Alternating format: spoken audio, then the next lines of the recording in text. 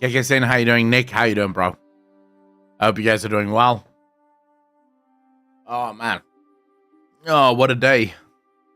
Got woken up by plumbers. It's been a fucking noisy day, boys. Gigolo, how you doing? Two Board, how you doing? It has been a noisy day. Amu, how you doing, man? It's all right. Devin, how you doing? What do you mean no drama? There is always a drama. Not that I could see. Z, how you doing, bro? Star Citizen broke 700 million. What do you mean 700 million? 700 million players or 700 million dollars? Star Citizen is a scam. I will go to bat for that. It is a scam, and most people don't realize that it is a scam. The fact that that game is still not released, and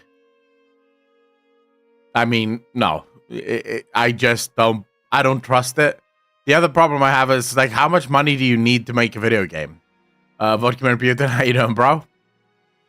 Holy, how you doing? 700 million bucks? Dude, for a video game, like, you guys do realize that if they spent all of that money on the game, it would make Star Citizen the most expensive game that's ever been made. Like 100%. Abaddon, it's still not fixed, but it's all right. I'm very tired. I got woken up, and I couldn't get back to sleep. Like, after opening for him, lying back down, can't get back to sleep because they kept banging. It's like literally just drilling and banging. There's the shower leaks, the shower drain leaks, and so it needs to be fixed. But they needed to break open the shower floor, in order to get to the drain. So I am super tired. Where I'm sitting here, I could go back to sleep right now and not even worry about it. They can release the campaign mode. Dude, as I said, I think it is a scam.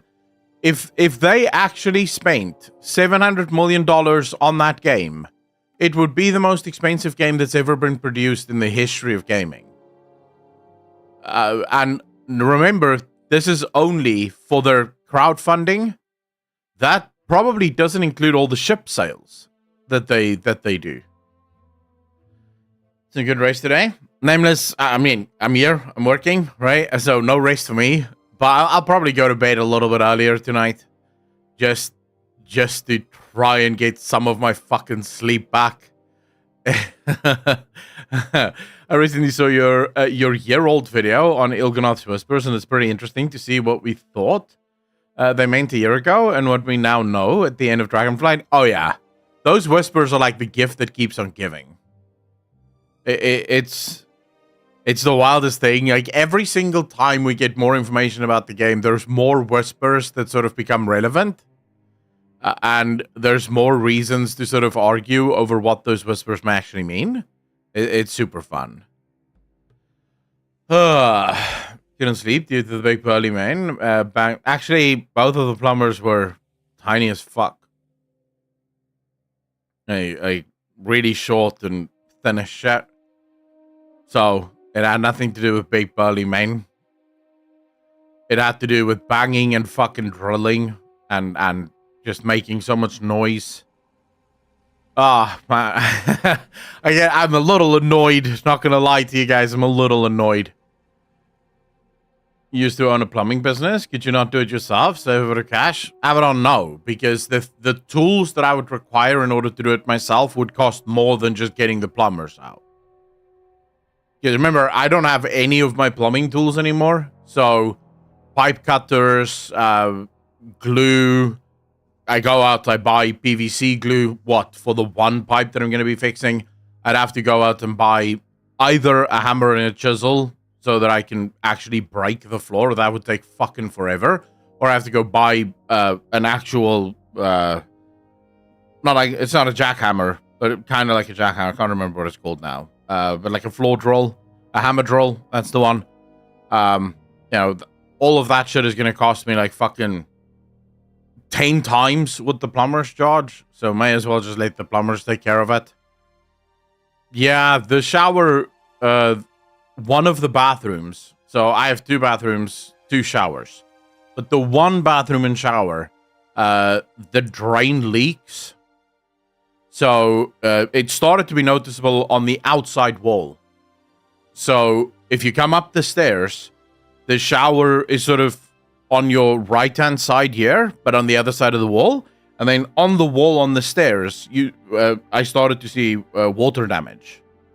And so I realized, okay, fuck, this thing is leaking. So yeah.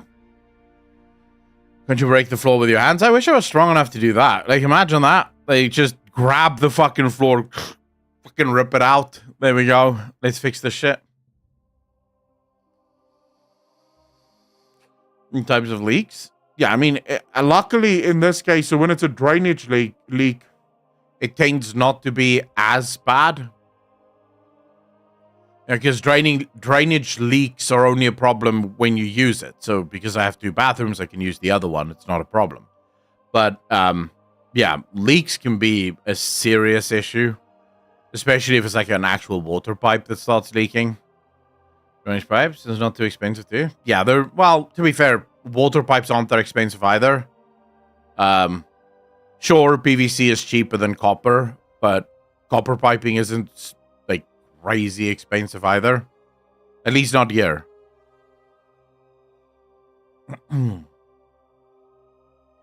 But it's taken care of. They'll fix it eventually. I just hope they don't, like, I hope they come back later today and not tomorrow morning. Like, if you want to see me fucking pissed, they phone me now and say, or they phone my brother. They won't phone me, I won't answer. But they phone my brother and like, oh, we're coming back tomorrow morning. Like, motherfucker. Not 2 mornings in a row, bro. Not 2 mornings in a row. I can't deal with that. I need sleep. Anyways, what are you guys up to? Enough about me not getting enough sleep. What are you guys doing?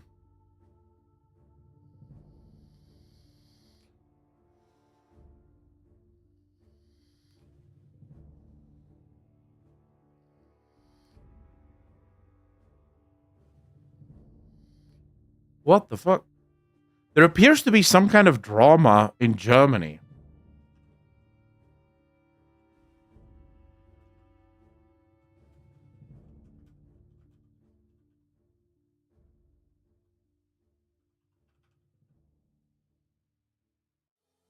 Pride Month drama? No. It has something to do with a donation of some kind. And then the donation sort of sparked a fire. And now German YouTube is on fucking fire. I just had a girl message me. The girl who previously did the artwork for Patreon just messaged me. And she was like, oh, by the way, you should see the shit. Like, German YouTube is on fire. Now, that should scare us a little, because usually when Germany goes fire mode, you know, the world loses. It's real by international politics? Oh, shit. What happened internationally that I don't know about?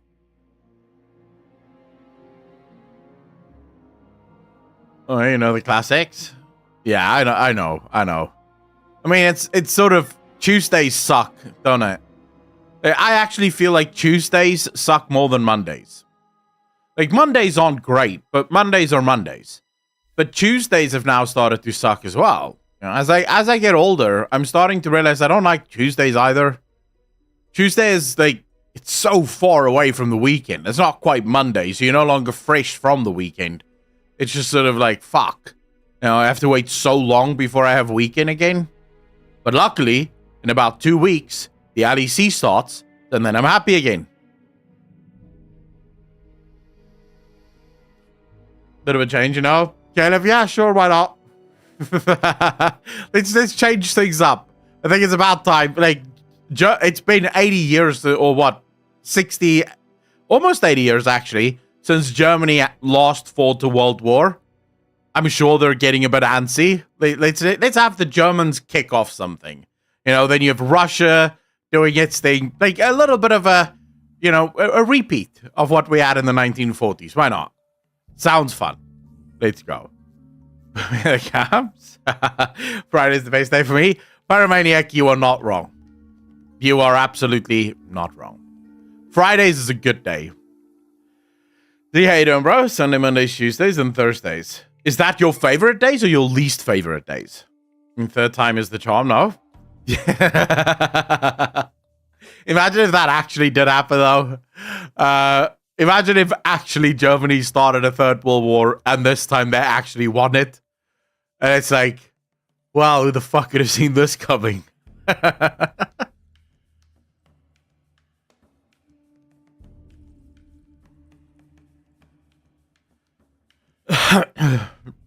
She's happens that Rumor doesn't read these messages. What messages? Fucking Abaddon. What message? What did you say? Oh, now I have to. You're just thanking people. What the fuck am I supposed to do with those messages? You're thanking other people for saying shit. You can engage. Congrats to him. I thought you were already engaged. I was fucking convinced you went all the way to South America to meet her family so that you could ask if you could get married. I thought that you asked her there after her parents gave you permission. You went on one knee. Did you do the whole one knee thing, though, Abaddon? Did you do the whole one knee thing? Or did you just stand there, give her the ring, and say, well, will you?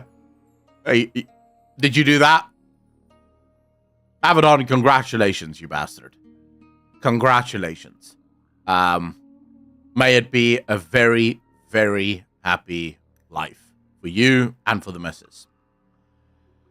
So, Paco speaking, Julian. I'm here to show everyone I've changed and deserve another chance, and I didn't do a ban request on my main channel, which is King Julian 96, because I did one already, and it was denied, and I wanted to have my say. That I've truly learned the error of my ways, and that because of my disability, it takes me longer to learn stuff. It's not an excuse, just a fact. And I want to make things right with everyone, but the mods won't give me a chance to do so. King Julian, you did not do a ban request on your main channel. You absolutely did not. Only I can go through ban requests or unban requests, and I don't see your name there at all. That being said, though, you can stay, right? But if you kick off again, if you start shit again, you will be finally banned, and then that will be the end of it. I have no problem, and you know this, right? With you making jokes, trying, being a little bit of a troll, and having a bit of fun. That's perfectly fine. The problem is that when you get really obnoxious and you start to piss everyone off in chat, like if you're just pissing me off, who gives a fuck, right? That's my job. But if you start to piss off to the point where everyone in chat is starting to go, dude, can you just fucking stop? And starting to ask if we can't just ban you, then we're going to have to ban you, right? So it's fine. You can stay. My channel, we've had a hell of a time. Abaddon, it's fine. I believe in second chances, but he is on his final warning. Also, King Julian, man, I don't actually want to unban your main account. I want you to play on this account first, see if you're playing nice with everyone else, and then unban your main account.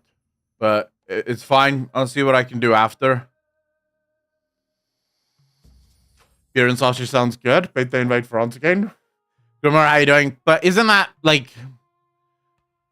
Yeah, I mean, the French president, Macron, seems to be itching for a third world war, so on YouTube for the moment. Nice to see all of you. Oh, Courtney, how you doing?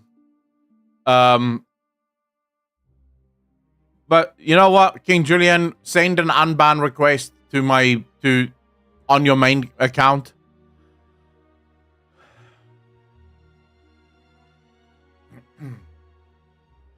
I don't mind people coming in and having their fun. That's why we're here, right? I want all of you to have fun. But if your fun starts to steal everyone else's fun, I'll get rid of you, right? And I don't care how long you've been subscribed. I don't care how much money you give or don't give to the channel. I want everyone to have a good time. So, yeah, keep that in mind. You know, attack me as much as you want, but don't attack people in chat. Don't start shit with people in chat. Everyone is here just to have a good time. They're not here because they're, wanting to fight with you.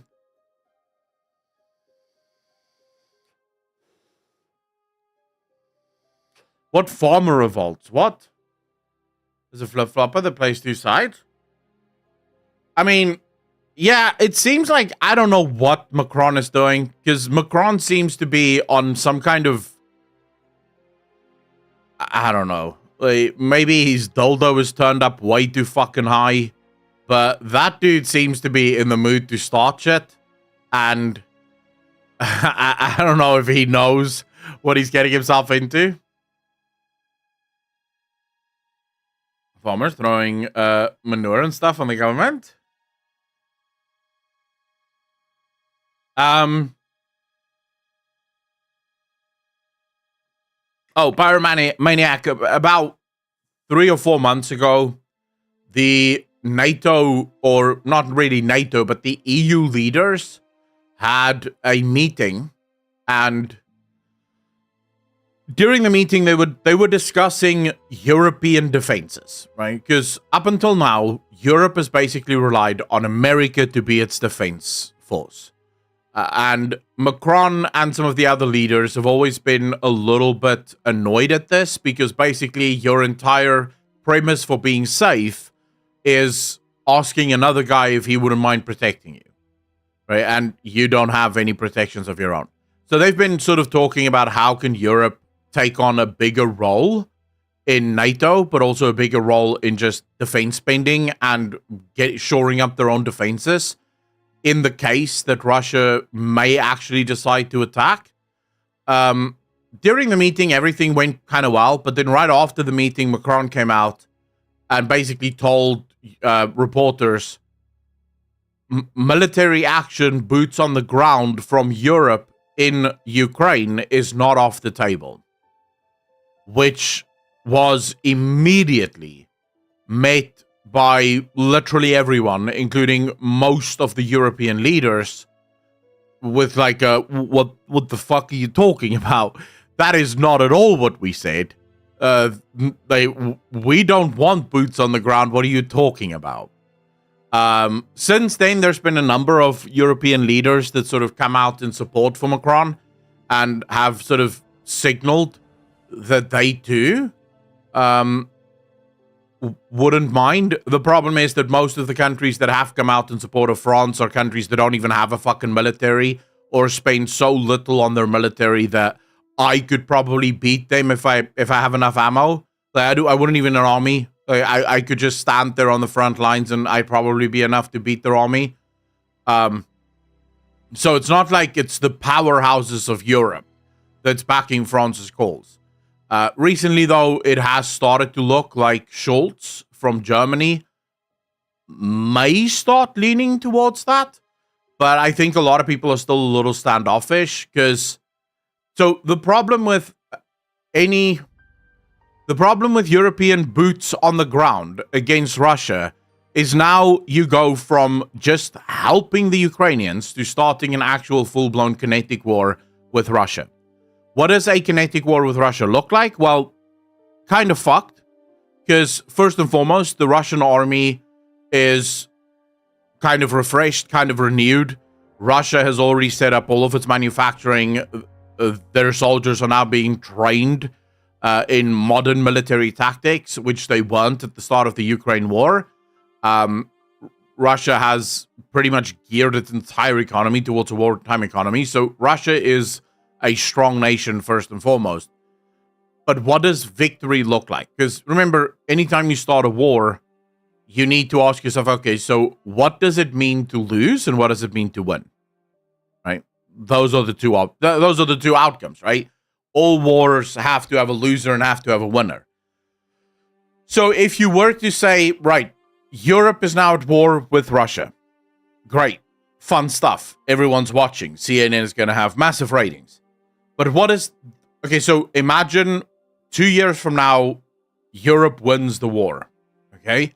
Europe manages to beat Russia back. Russia is forced back into Russia. The Russian armies can't move because Europe is on their border. How does that play out? What at that point is stopping Russia from just dropping nukes? Because at this point, Putin is between a rock and a hard place. If he loses the war, if he admits defeat, he goes to jail or more likely just killed, right, in his own country. If he doesn't give up, his country dies anyways because, well, everyone's on their border. So victory ends with nuclear weapons. But then what does defeat look like?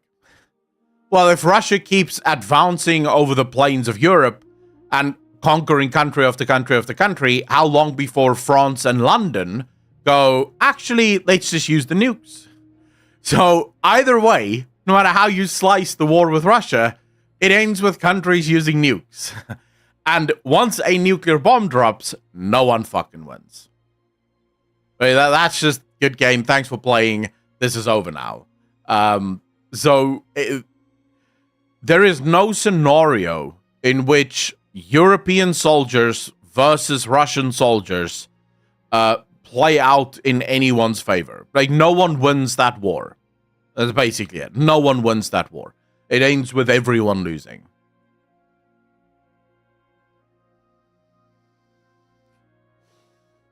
World War 4 for the simulation? True. I'd say we're in World War 3 already. Just think that it will be declared World War 3 in hindsight. Well, World War 1 and World War 2 wasn't referred to as World War 1 and World War 2 while the wars were being fought, right? It was only after the fact. So you are right. If it is World War 3, it will only be given that name afterwards when historians go back and they look at the war. And in order for it to be a world war, most of the world would have to be involved in it, or at least impacted by it.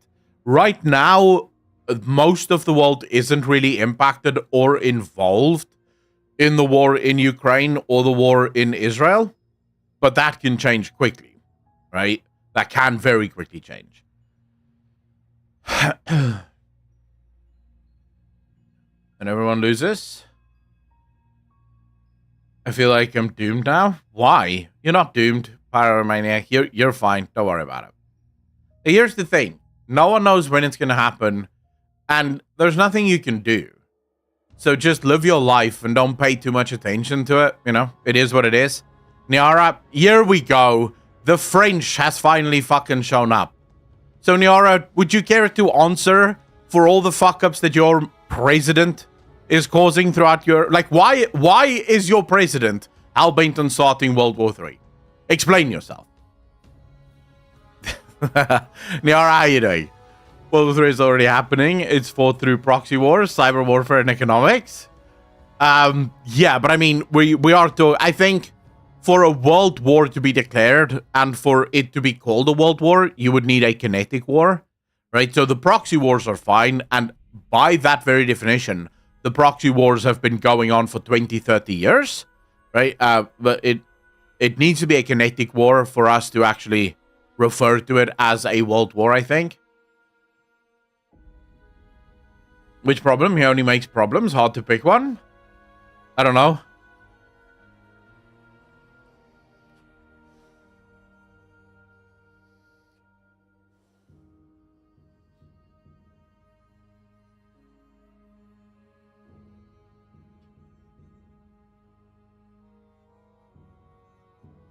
Pringles, no, I told you guys on the day that we played it. I'm probably not finishing this. This is boring as shit.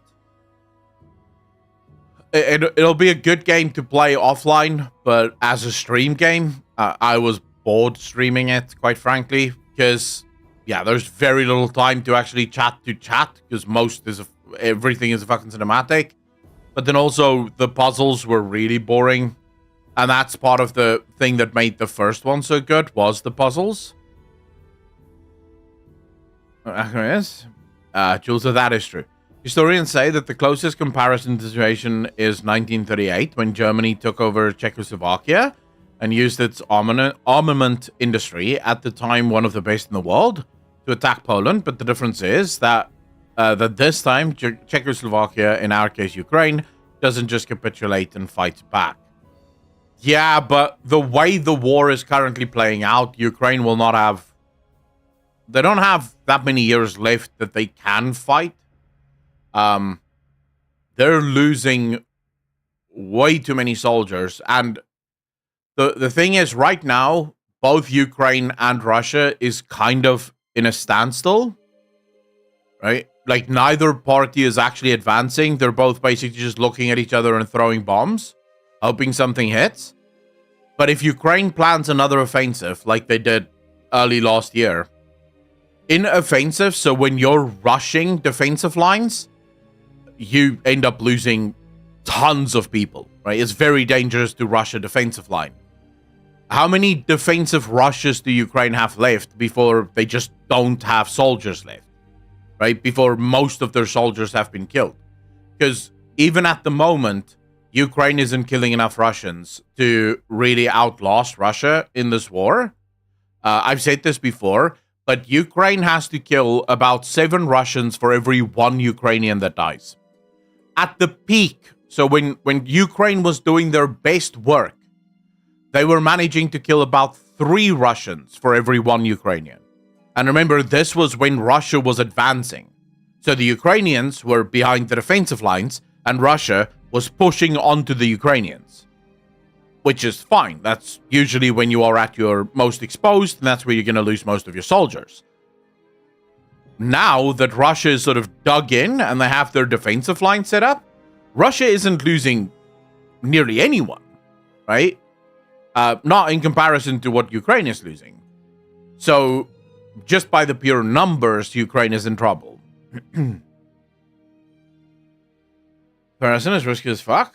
I think all comparisons are risky as fuck, because you never know what will happen. Putin wakes up tomorrow and he goes, never mind, you know. And then all of this talking was for nothing. When the age men are running out, now they kidnap people. The longer the war, the more Russia wins. I just don't know what winning for Russia looks like, because Russia is now basically going to be a pariah state for, well, a long time. Right?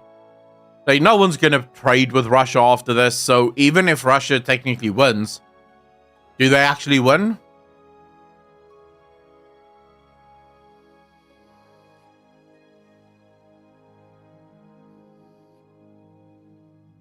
No. The problem with war is really that there is no real winning of war, right? No one really wins.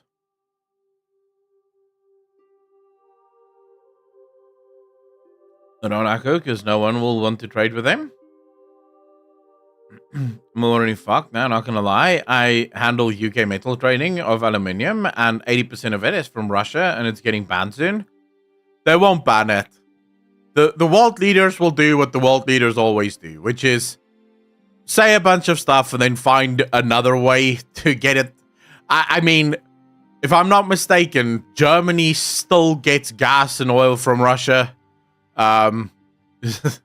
Even though it's been supposedly banned for a long time, it's still coming, right? Because fundamentally, you can't shut down your economy just because of a little war. So,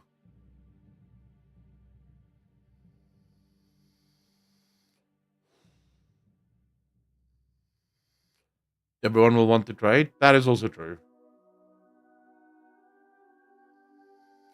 Wait, what's Niara saying? But this protest is over now? You win if you rebuild after. Bretton Woods Treaty and Marshall Plan made USA the big winner by far. Yes, but the only reason the USA walked out of the Second World War, the victor, was because the USA suffered almost nothing compared to any of the other countries after World War II. Remember, all of the countries in the world were completely fucked at the end of the Second World War. America lost a harbor. That's it. America's economy was still super intact. They still had all of their financial systems, all of their businesses, most of their people were still living their lives. Their country wasn't bombed to shit, right? So there was really only one country that could emerge out of the Second World War actually winning, and that was America, because everyone else, London, like the whole of the UK was basically just a rubble pile. Germany was a rubble pile. all countries were screwed. And so, yeah, America was the one that's left. I don't know if that will be true in this war. Wins and takes all of the Ukrainian territory. They will be facing an insane insurgency, which will continue to drain them. Legion Reaper, that's usually the problem with... So if you want to invade and annex a specific country, what you're talking about is a multi-generational approach, right? So if you want to annex a country, you have to be willing to be there for the next 100 years.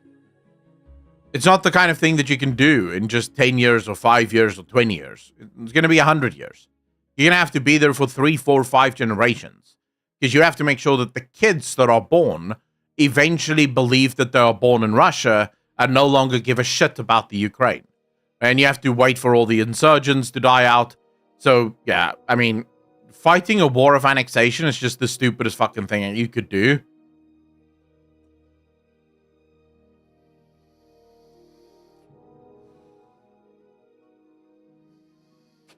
Tsar and some of USA took all of the credit. To be fair, though, Nazi Germany did not get beaten by the USSR. If it wasn't for America and the push of American soldiers into Europe, Germany's soldiers would absolutely have been strong enough to fight the Russian soldiers. They absolutely, you saw it, right? Germany managed to capture fucking all of Russia, basically. So the German military was well and truly powerful enough to fuck Russia up. The problem that Germany ran into was that they were forced to fight a war on both sides. Because the Russians were advancing into their territories, and now also the Americans were advancing. And the Americans were keeping the Germans so busy that Germany consistently had constrained supply lines, because they had to send so much equipment to the other side of Europe, which then left a lot of their soldiers on the side of the USSR completely undermanned and also under-equipped. But if America doesn't do D-Day, if they don't invade Normandy, Russia probably gets decimated against the Germans. And from that point on, Germany probably takes the UK. And then just, you know, I don't know what they do then. Maybe take Africa. I don't fucking know. And oil problems. That's why they wanted Russia. They had fuel shortages for their tanks. Poland was gone. Poland was gone from the map for more than 100 years, but we didn't give up on the language and culture, even though it was illegal. Nice, bro. Morning, Echo, Coffee and Alpha Sigma. How you doing, bro? Like, yeah, I don't know. I feel...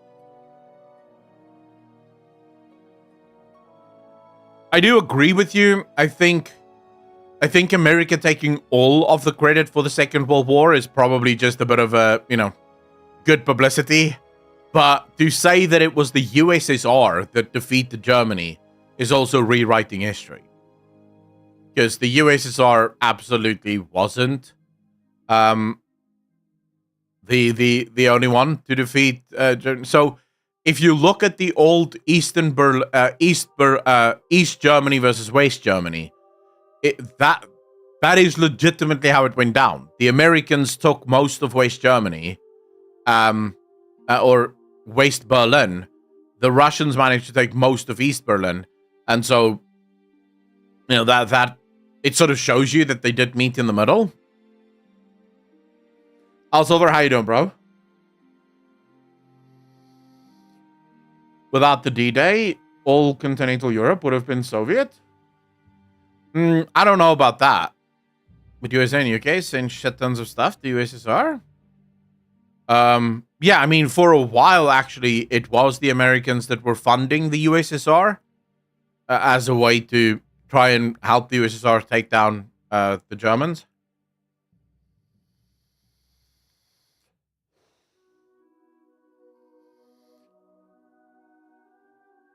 From realizing they can fight back. I don't know. I don't know what's going on there right now. I do know that the way Russia appears to be fighting this war feels to me like Putin has some kind of bigger plan. Because it feels very strange and weird. No, the Russians are not advancing at all. And the way their troops are set up, it doesn't seem like Russia is... The amount of troops that's on the border of Ukraine, or on the Russian side of this border now, aren't significant enough for a full-blown invasion of the Ukraine. You'd need way more. Germany sent almost, I think, over 2 million soldiers into Poland in order to capture Poland, right? If you want to invade and annex a country, you need millions of soldiers, not hundreds of thousands of soldiers. Millions, right? Because as you progress, you have to take a town, then you need to leave soldiers in that town because you can't just keep pushing. You have to keep soldiers and checkpoints in the background. So you lose a lot of soldiers as you progress. So you need millions of soldiers in order to be able to do that. So I don't know what the hell Putin is up to, but he seems to be playing some kind of game. We'll probably see in a year or two what that game is actually about.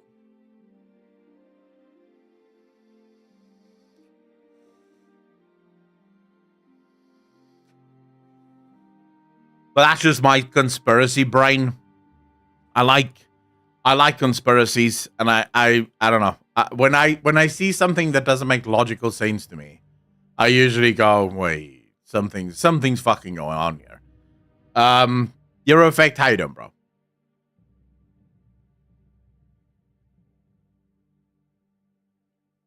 Netherlands, but it's settled now. The farmers will be fucked, but later. What was the farmer protests about? I don't even know. I know the farmers protested, but I have no idea what they protested.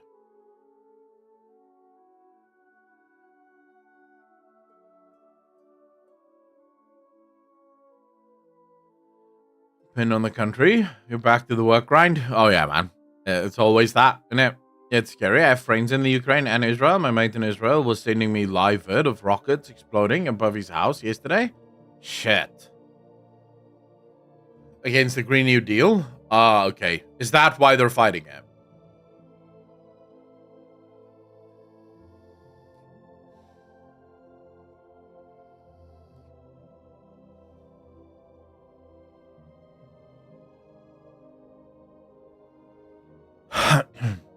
Yeah, fuck it. The whole world seems to be collapsing, bro. Everyone appears to be unhappy.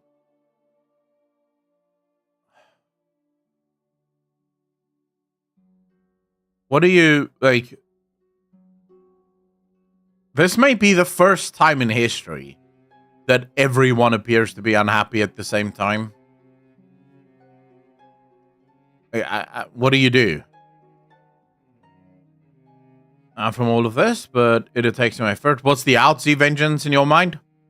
Russia is using Cold War military tactics. Not only do they fail, their allies in Iraq use them, resulting in Desert Storm. New Deal makes you unable to run a farm. More like everyone is becoming unhinged. Is everyone becoming French? The month of degeneration is coming soon. I'm happy.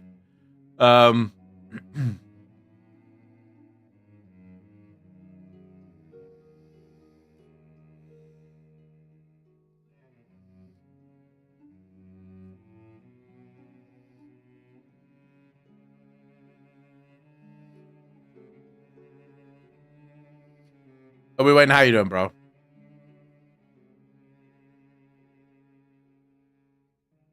Oh, wait. King Julian, so wait. You actually attacked mods?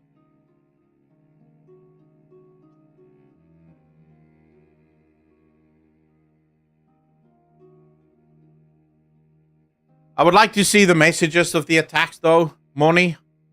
I'm not going to deal with that now, though. But please send that to the... Please post it in the evidence folder. I'll check it out. But he is banned for now, then.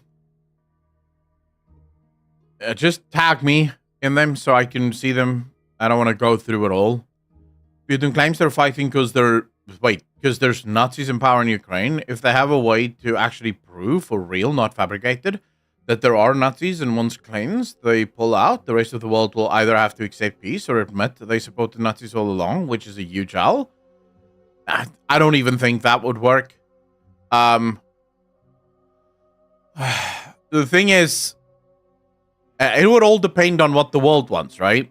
On what the world is actually up to. Because never forget, Russia is in Ukraine right now, right? And Russia is the one that started the shit. But you can bet your ass that there are world leaders who now have plans for the world based on what Russia already did. Okay? So clearly, even if you had Russia step back or prove anything or whatever, those people who are now, running their own plans and schemes, they're not going to stop. So, any government loves Nazis. There's a few that are fake, in my opinion. Nazis aren't in power in the Ukraine. Yes, there are far-right elements in the Ukraine, but they are not in power. Ukraine was 100% American design. USA wants Russia to be busy. Maybe. If Ukraine is Nazi, then how about Israel? Why would Israel be Nazi? I don't think that's the point that people are trying to make here. I don't know what the fuck is going on there enough to be able to say that. I don't think I know any Ukrainians. So I don't know.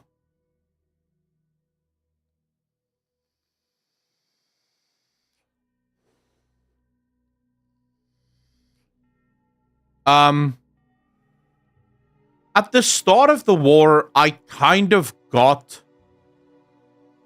parts of Putin's argument, right? Specifically referring to Crimea and the Donbas region. These are two regions that historically have been far more Russian than what they are Ukrainian. These are also two regions that did not want to join the European Union. And so, they started their own civil war, and Russia obviously felt like it was their right to move in. So I kind of, if I twist a lot of stuff, because even then, I don't think a foreign nation is allowed to just invade another fucking country because the people of that country aren't super happy with their government. I think as another nation, you just stay the fuck out of it, right? Because it has nothing to do with you.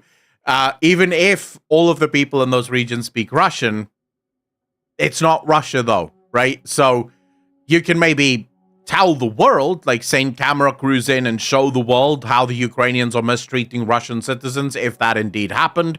There's plenty of ways that you could deal with that without fucking invading, right? But I kind of at least somewhat understood Russia's argument there.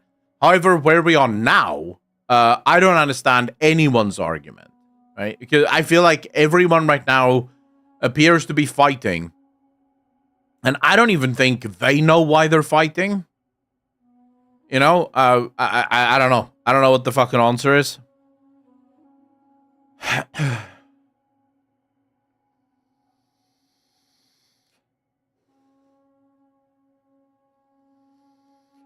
It started during COVID. I mean, to be fair, this started in 2014, though, long before COVID. If only the US thought that way.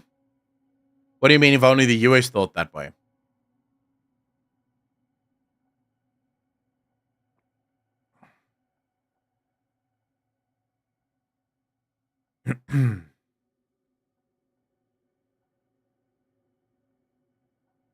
The Crimea was on fire a long time ago.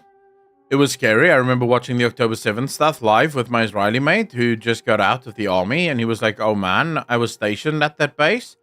I used to sleep in that barrack, so I used to drive to work on that road as we were watching the videos dropping on Telegram. Stay out of it. That's my point, yeah. There's another way to settle it, but Ukraine won't ever agree to it. There is a way to settle it. Thumb war between Zelensky and Putin. Winner takes all. That is how I would settle this. I would go into a room, get both of those fuckers in, and be like, right, you're gonna thumb wrestle. Winner takes all. That's just how it's gonna be now. And then, yeah, we see what happens. I guarantee if Trump should get elected, the war is over within a month. I don't think so. I don't think so. The thing is, once you've come to this point, there is way too much involved and there's way too much at stake that I don't think a guy like Trump would be able to put this to rest. I doubt it, right? There's one way in which Trump can end the war, and that is to stop all funding to the Ukraine, which will end the war immediately, but it will then lead to one of the, probably for the next 100 years, you will have the Ukraine be a fucking war zone with insurgency groups fighting the Russian occupation. So it won't be a good end. Yeah, sure, technically the war now has ended, but that's not really an end, right? It just means you've fucked the Ukrainian people, and now you're going to have instability in that region of the world for basically the next 100 years, or until someone decides to put it right. So that's not really it's an end, but it's not an end. So what else can you do, right? I don't know. I don't know. It would all depend on, what is it that Putin really wants? What is it that the Ukrainians are willing to give Putin? Because I'm pretty sure what Putin wants, the Ukrainians aren't willing to give him. Then you also deal with the fact that most Ukrainians don't trust Putin because, well, not just Putin, they don't trust Russia because Russia is not the first time Russia has invaded Ukraine. So there's like a lot of things that goes on there that I don't think anyone can really put to rest.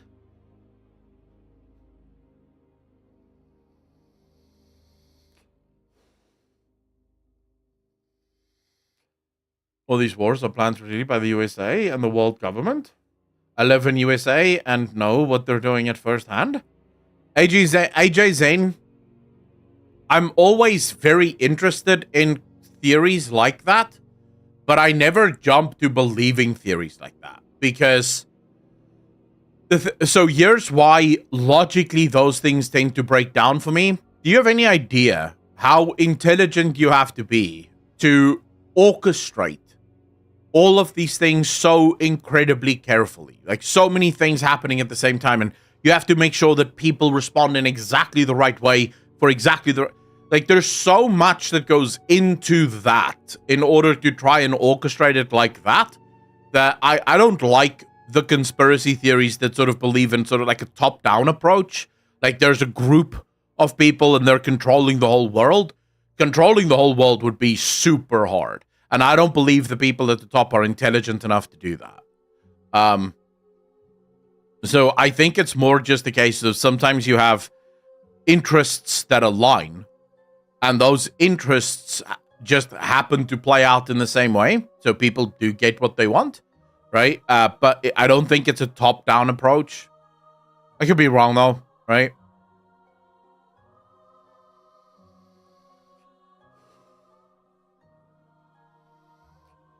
Yeah, but Obi-Wan, the problem is that every single time the CIA tried to meddle in governments, it went horribly wrong.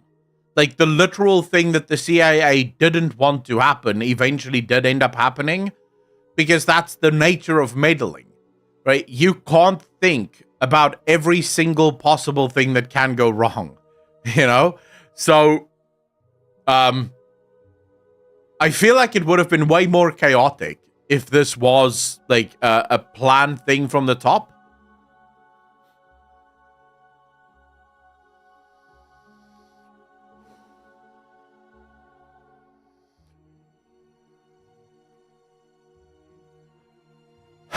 So, you give every country a central banking system, which 90% of countries in the world have. Yeah, but take South Africa, for example. We have a central banking system, and South Africa is 100% against,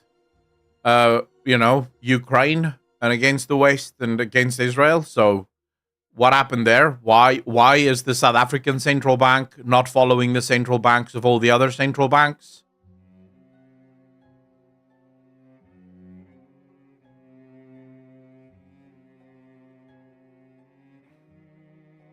Emperor AI?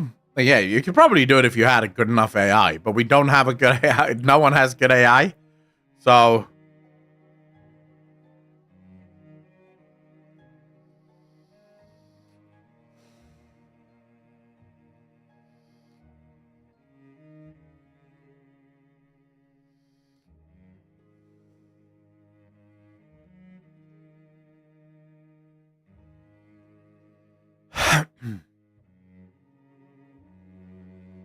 Seven Raven, how you doing? I don't know, Void Dragon is scary. Dude, imagine if it turns out that all of those things are real and they were just waiting for us to start wars so they could all show up. Suddenly you have dragons and shit just fucking... Zoidberg, 18 months part of the DJ Nation. Appreciate you, fam. Thank you, thank you, thank you.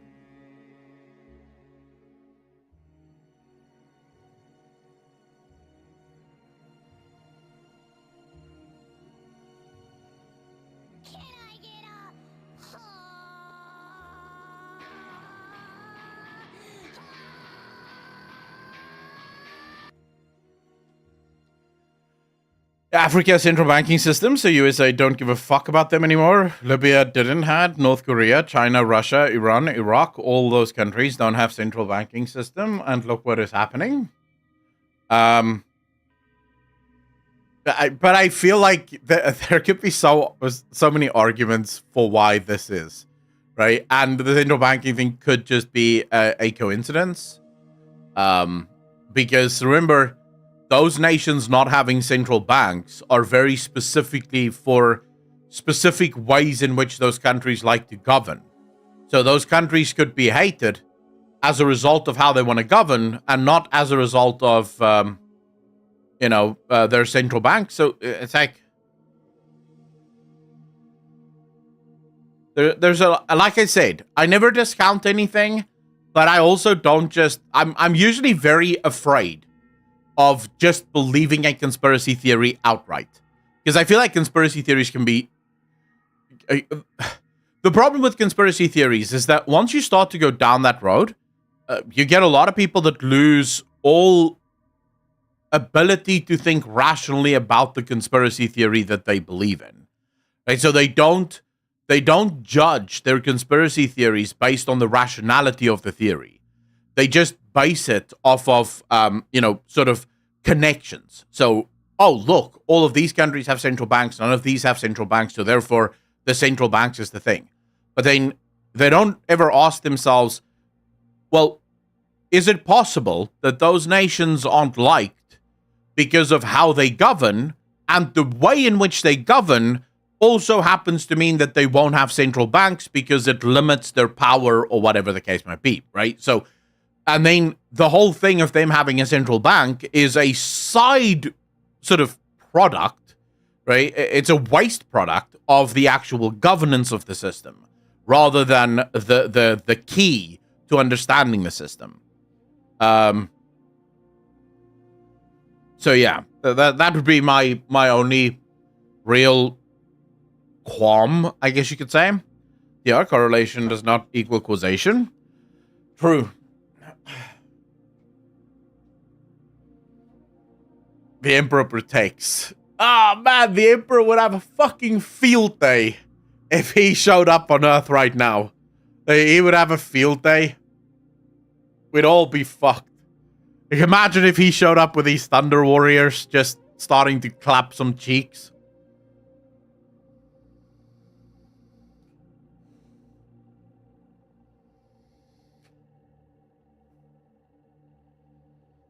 Yeah. I tend to do the same, Obi-Wan. If he showed up, immediate surrender. I mean, according to the lore, he is alive right now, just in hiding. Yeah. But imagine if the Warhammer universe is actually written by someone that knows the Emperor. And they're writing those books to prepare humanity for the arrival of the Emperor. So it's actually in preparation. So they made a cool story out of it, but it's just so that we all accept that this is actually what's happening. Ploxy, how you doing?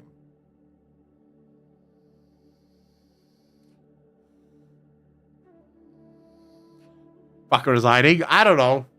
Who wrote the first Warhammer book? Makes sense, though, since humanity forgets most things anyway in the Age of Strife. Central Bank gives USA direct control of a country, and it dictates how much money they can print. Every country needs to have debt towards central bank, otherwise USA wouldn't exist, since they removed dollar from gold dependency.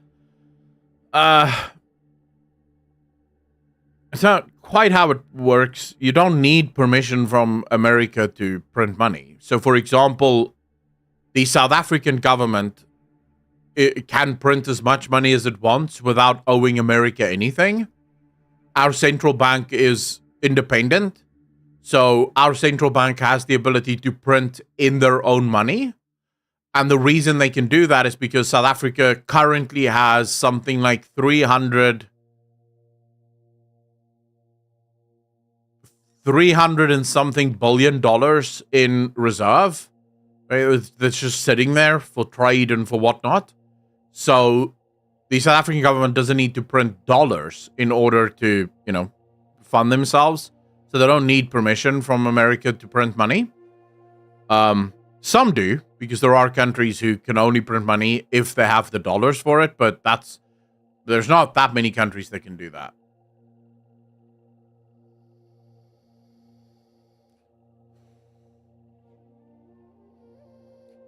Opening chapter to the first Horus Heresy book? Did I have the opening chapter to the first Horus Heresy book? Are you talking about Horus Rising? Are you talking about this book? I like this book. It was a fun book.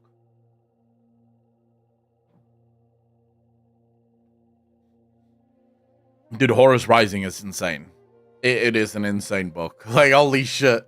Reading Horus Rising was like, holy crap, this is so cool. I never even liked Horus from watching the videos and stuff, but then reading the book, dude, you fall in love with Horus. And then he dies. Maria, how you doing?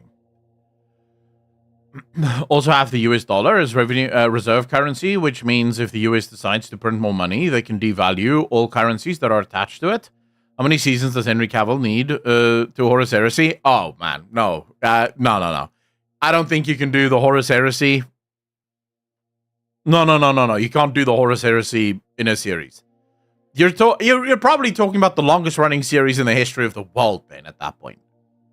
You're going to need something like 24 episodes per season, an hour-long episodes per season, and then probably 200 seasons just to tell that story. There is a lot that goes on in this.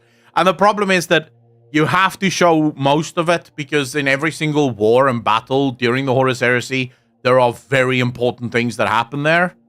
So you can't just skip over those things. I feel like the Horus Heresy would be one of the hardest things to do. Cinematically.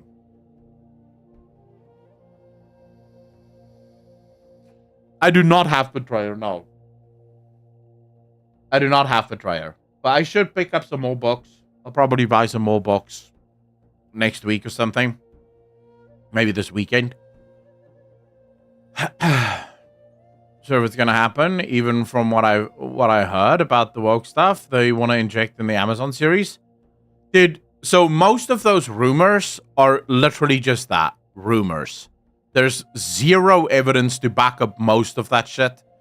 Like, every single day I open YouTube, there's a new thumbnail suggesting that Henry Cavill is angry at Amazon. And then I watched a couple of the videos, and they say basically what I expected. They have no evidence for it. Henry Cavill hasn't said anything.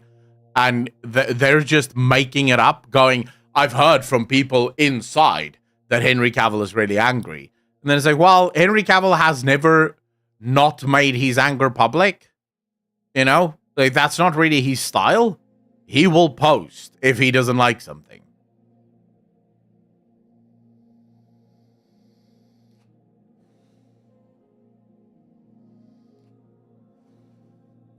Yeah, Henry Cavill clearly will not stand by and watch his favorite franchise die or be controlled by anyone, so I wouldn't worry. Is that this thumbnail you're using for YouTube is my first Photoshop work, and it makes me smile always? Nice, Holly. I just chose it because I thought it is well indicative of the YouTube streams. You know, it's just me and chat having a good time. Have you heard about the whole bridge thing to inject games and wokeness? Oh, and I have. I've made videos on the whole bridge thing. There's quite a few videos on that. I've taken a bit of a break from the woke stuff in video games because there's not really any news. All of the videos I'm now seeing about the woke stuff in video games is just basically going over the same shit over and over again, finding different ways of saying the same thing, which is why I'm always very careful to not to not attach myself to any particular topic or any particular movement. That's why I always say I'm not an activist, because I don't want to sit here and make my 500th video about Gamergate 2, and it's basically just me coming up with weaker... Like, I will say, most of the Gamergate stuff nowadays is just very weak, because there's not been any new games yet, so no one's really talking about it yet. Or no one should be talking about anything yet.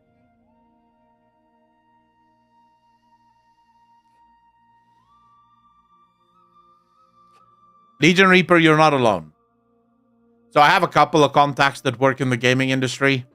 Some of them for, pretty large AAA studios, and the stuff I hear is troubling. Come to understand is, if you have a beloved IP of something, keep your company private. As soon as you go public, you open yourself up for the possibilities of BlackRock swooping in and other stuff to corrupt your ideas. Wayne, I don't agree with that, because the problem isn't BlackRock. The problem is the developers that work for these companies most of the time. Remember, all of the developers that work for these large AAA studios all went through the American university system. And that's where the problem starts, is the American university system.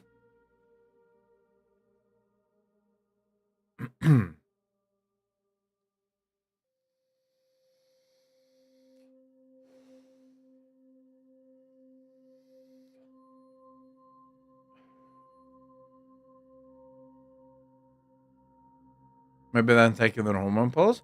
Pretty sure BlackRock and financial backing has a lot to do with it. Now, of course, it does have a lot to do with it, but more in the case of, if you do go... So what BlackRock offers is a very alluring deal, especially to... Because remember, if you're a CEO of a studio, you want to make money, right? And you want to make games that make money.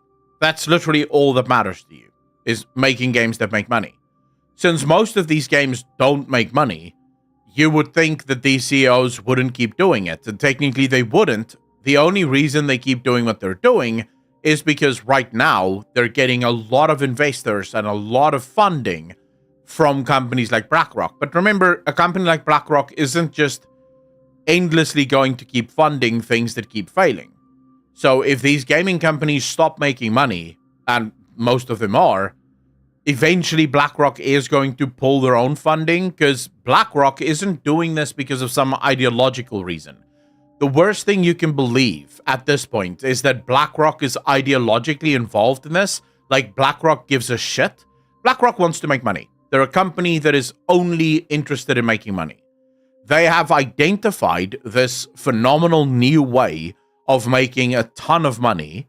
And so that's what they're hunting at the moment, is this new way of making a ton of money.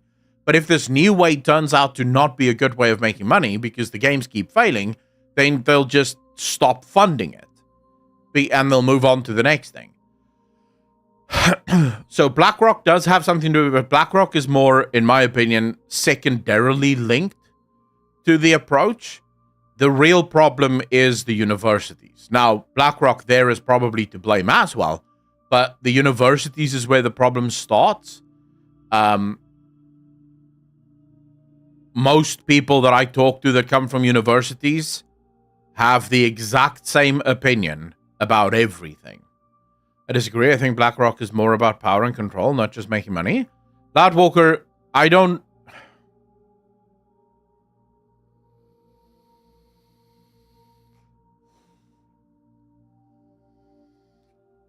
I'm trying to think how to explain it. If you're a company like BlackRock, right? Power is secondary to money, because without money, you have no power. This means that everything you do in the quest for more money. And power is only useful insofar as you can apply it in order to make more money. Remember, power for power's sake is useless. What the fuck are you going to do if you have a lot of power, but you're not actually using it for anything. You just have it, right? The only reason power is important is if you can use it for something. And in the case of companies like BlackRock, it is to make more money. So if the thing that they're investing in isn't making them any money, now that's not to say that there aren't people who work at BlackRock that are probably ideologically aligned with this stuff, right? And probably push this stuff because, you know, they believe it ideologically. Because remember, in the same way that the developers came through the university system, most of the people that work for BlackRock also came through the university system.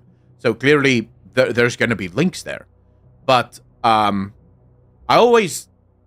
refrain from thinking about do not apply malice where ignorance would suffice, is sort of a motto by which I live. I think a lot of this is more out of ignorance than what it is out of malice.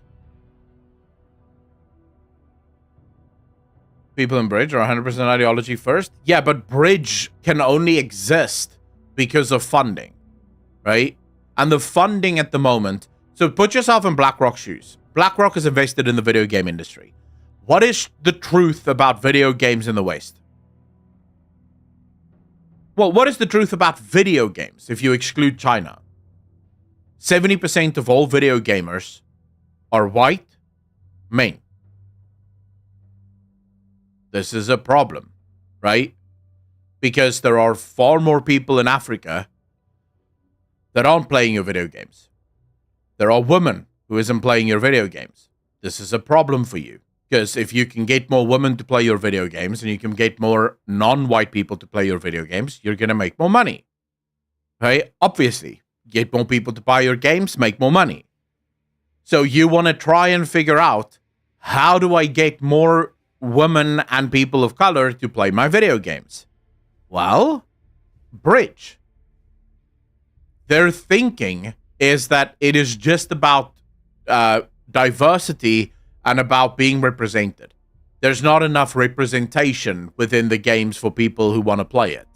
Not realizing that, at least at the moment, what is happening is whenever they try to represent women in video games, the women aren't even playing the video games, which is a problem, right? Because all of the movies and all of the games that we see that have these girl bosses in the games, for some reason, the girls aren't playing it. You know, the girls are just not navigating to those games. And it'll take time, but they'll eventually figure it out. Doesn't mean they're good. At no point here am I trying to make the point that, you know, BlackRock is a company to be trusted.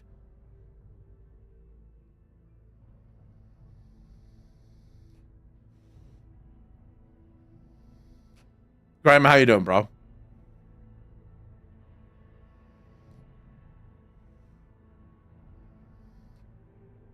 That you're stoked about? Yeah, there's quite a few, actually. 11-Bit Studios are bringing out Frostpunk 2 soon-ish.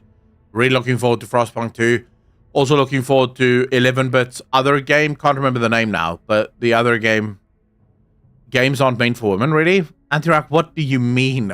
Dude, I will tell you, I have quite a few women that I know, that I'm personally friends with, that fucking love games.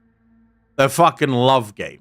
So I would argue that is just not the case. I also know plenty of girls who don't like games and don't understand people playing it. But that is true for guys as well. Sure, there are more guys that I know that are gamers as well. But I also know quite a few guys that don't get the whole gaming thing at all. They don't understand why people would play video games when you can live your real life and go to the bar on a Saturday night. So I don't agree with the statement, games aren't for girls. I think games are for people who like video games. It doesn't fucking matter if they're a boy or a girl. It is what it is.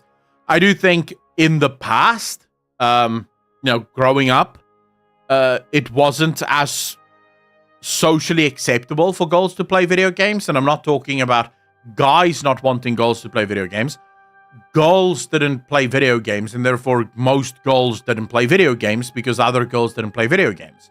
So it is sort of like a self-fulfilling, but that is changing. I can very easily imagine a world in the next 20, 30 years where a very large group of women play video games and absolutely love playing video games.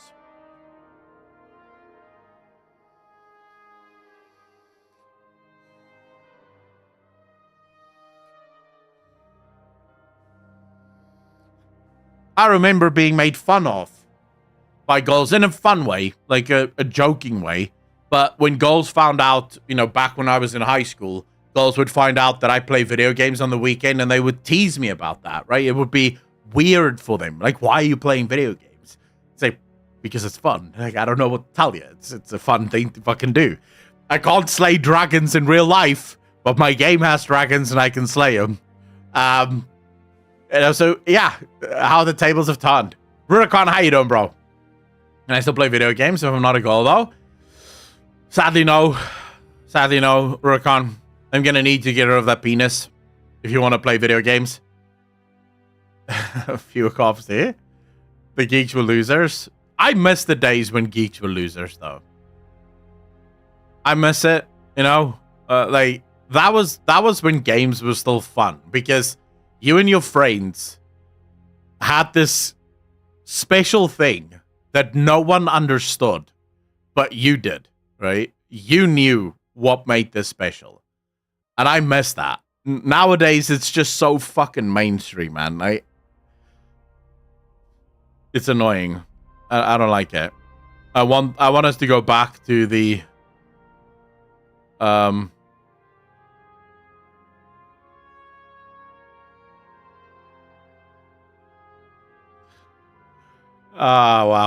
Title Reborn, how you doing, right? I just mean that games appeal more to men than women. Just how men and women are biologically different. But yeah, you're right. Games are for gamers. Again, I think the problem there is in scope, but also in the type of game that you're talking about, right? So there are some games that appeal far more to women than what they appeal to men. Sims, for example. And I don't mean to be facetious here at all, but there are a lot of girls that really rotate towards things like Sims. And then also, funnily enough, girls tend to love MMOs. And I think it's the social aspect of MMOs that draw girls towards them. So I think it is more a case of... back in the day, there weren't that many games that were catered towards girls and female gamers, whereas that is definitely changing, and I think that's a fucking good thing.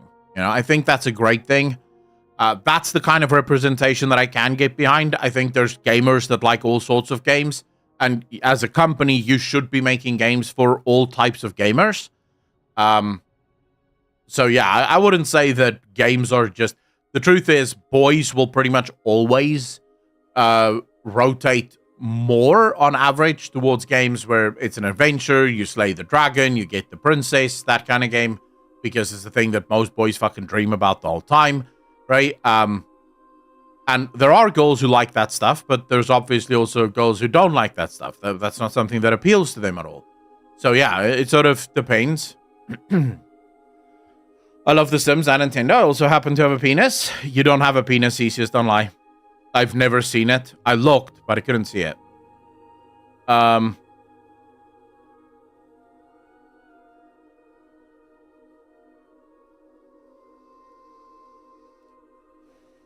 That's actually a good point, too, Board.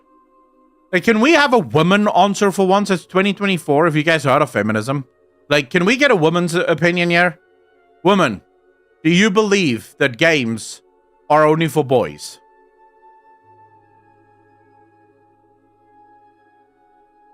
Historical games in general. For example, Kingdom Come Deliverance is an absolute male game. True.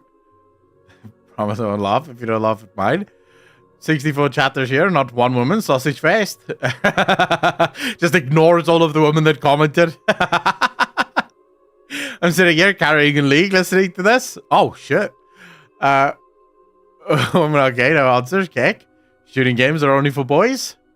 Dude, I know a couple of fucking smoke shows that play shooting games.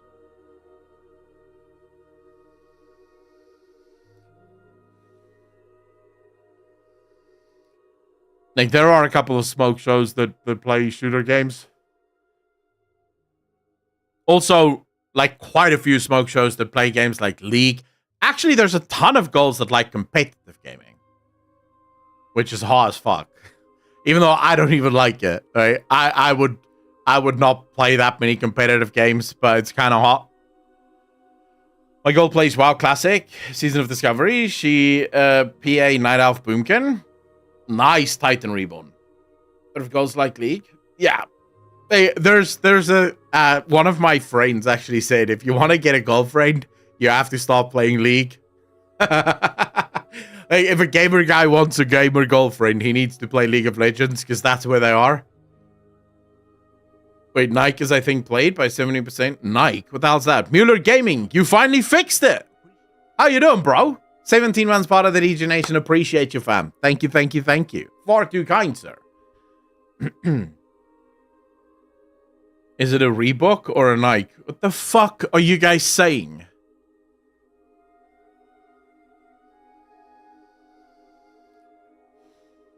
Also, don't like the fact that I asked the girls a question and the main started talking.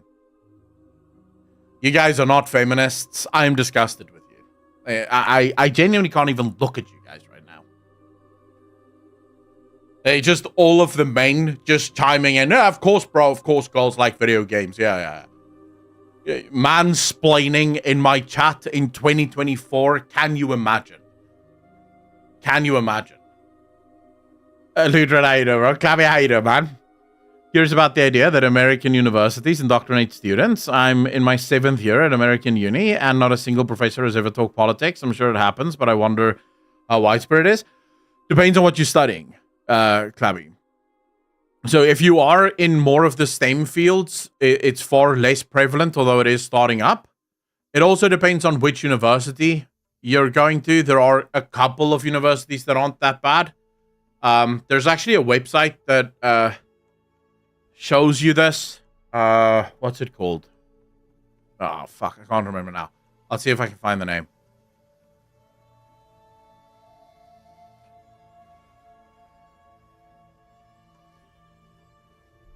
Imagine if the chat has a woman-only mode. Dude, it would be a very slow chat.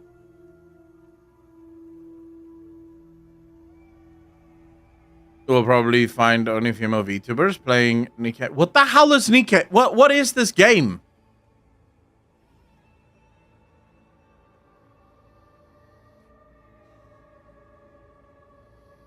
Oh, it's an Uhu game. Never mind then. Continue.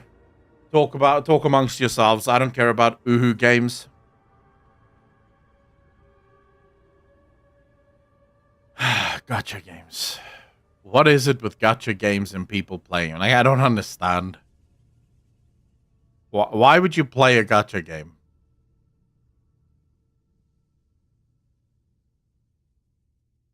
It's not always about the ooh. Sometimes it's about the Exactly. Some dudes love anime big titties. I have no problem with big titties. But I don't... If I'm gonna see big titties, I would prefer to see them outside of the game. Right?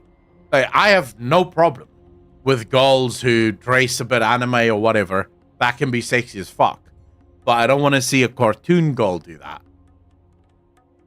When are you gonna finish Elden Ring, you loser?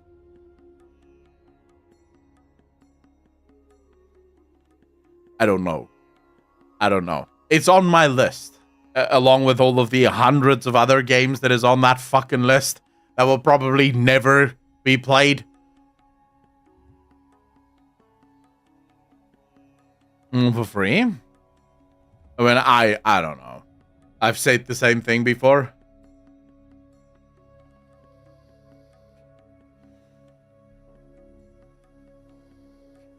Yeah, Tubod, Rurikon doesn't know yet. Like, you guys should never expect me to finish games. I don't finish. I like Holy said there, I have incredibly high stamina, right? Like I can go for days. I never finish anything. I'm not a quitter, you know? I like to play games and then move on, you know? Hit them hard, hit them fast, always leave them wanting less. This is how I feel about it. Yeah, just us with games chat. You considered seeing a doctor for this issue? No, I'm fine. I'm happy. Starting to understand why you don't have a girlfriend since you never finish. I would have thought girls would like that. Even you finish some games, right? Yeah, I finish a lot of games, just not on stream. But yeah, I can finish games. It's just rarer for me to finish games. Like most of the time, it's a case of the game has to grip me for long enough for me not to lose interest. And I lose interest fast. Pretty much with everything in life. If I stop having fun, I tend to move on quickly. And sometimes it doesn't even have anything to do with the game. It just, I wake up one morning and I go, I don't want to play that now. And then I move on. Proof or it didn't happen? You'd have to move in with me so I can show you all the games I'm finishing. Or you'd have to set up a camera there, like right here, just under the air conditioning, that points right to my screen when I'm not streaming. You see how I finish games? I like playing video games, but I get bored quickly. And then I want something new. I told you guys this before. I am through and through a extrovert. I need a lot of stimulation. I like high stimulating environments. I like stimulation. I can't just play the same game over and over again. It drives me nuts. I need to be kept on my toes. I need to find new things constantly, otherwise I get bored. I still haven't finished Cyberpunk. You see, Cyberpunk I finished 3 times already. I'm on my 4th playthrough, still loving it. But that's just because the game creates a feeling that I can't get around. Like, I just love the feeling of the game. Witcher 3, I finished probably 10 times at this point already. Mass Effect 1, 2, and 3, I finished a million times. I've lost count of how many times I finished Mass Effect 1, 2, and 3. Dragon Age 1 and 2, I finished multiple times. I've only finished Dragon Age Inquisition once. I should probably replay that. I did actually end up enjoying it quite a bit. I haven't finished Baldur's Gate 3, though. I get it. I've been trying to finish Red Dead Redemption 2 for ages. I finished Red Dead Redemption 2 in, like, a week. But it also took me a good, almost a year to finally finish it. I started playing it, then sort of moved on to other games, and then eventually got back into it, and then just couldn't stop playing.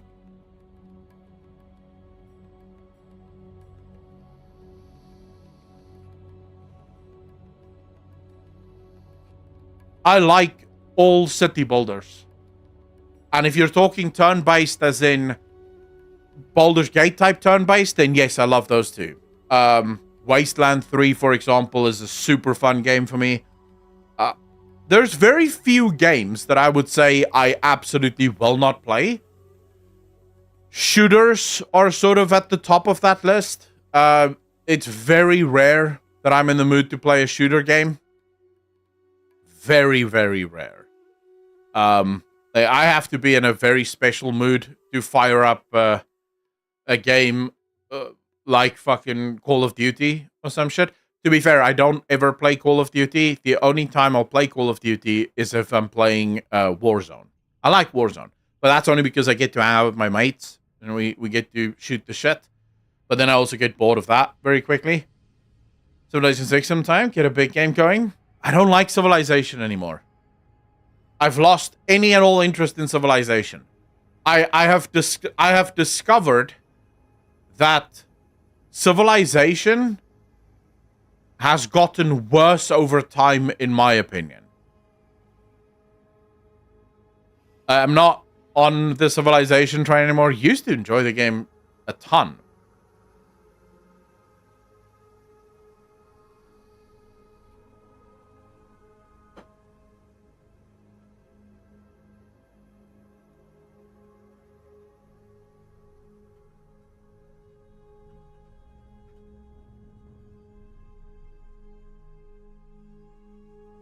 Do you like Grand Strategy, like Crusader King? No, because I don't fucking understand that game. I have tried my best to play that game.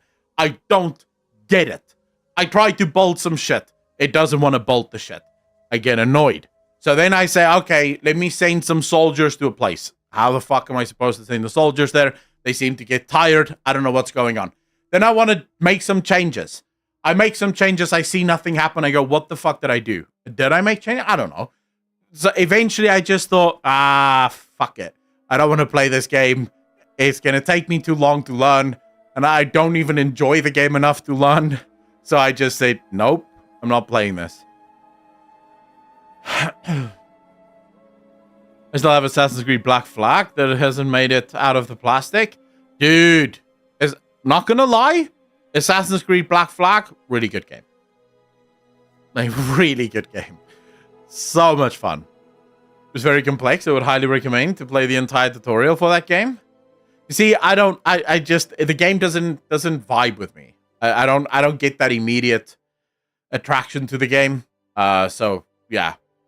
I'm waiting for Mana Lords. Their next update looks like it's going to fix a lot of things. So we may actually go back and play some Mana Lords. Because that shit's fun. I can't wait for Mana Lords to fully launch. That game's going to be off the hook.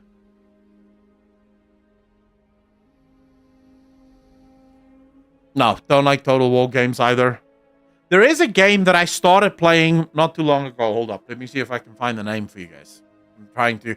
I think it's called Humanity or some shit like that. Humankind. That's the game. If you're a fan of Civilization, right? So if you're a fan of Civilization, you should absolutely check out this game. Humankind. It is Civilization, but it feels like it's on a whole different level. It genuinely feels like it is a hell of a lot deeper than Civilization, at least on the surface. But again, as you can see here, I've only played 4.1 hours of it, and then I got bored. And I was like, I'll be back one day. Every time I try to play, my leader gets himself killed, and his asshole heirs start a civil war, and I'm stuck playing the idiot. Can't rate to any of this shit as a one-game Andy. You see, I could never be a one-game Andy. Can I ask, how many people in chat would describe themselves as a one-game Andy? This doesn't mean that it's the only game you play, but you definitely have one game like World of Warcraft that takes up 80 to 90% of your time. Like, sometimes you'll play something else, but most of the time you just play World of Warcraft or Final Fantasy or whatever. How many people in chat would describe themselves as that? Oh, shit. Eat, sleep, bleed. Thanks for the follow. Holy shit. Thanks for the follow. Really appreciate that. Welcome to the channel. Thank you, thank you, thank you. And that was, wow, me? Dragon Race, how you doing? Guilty. I was one in the past, but not anymore. Yeah, it's I am.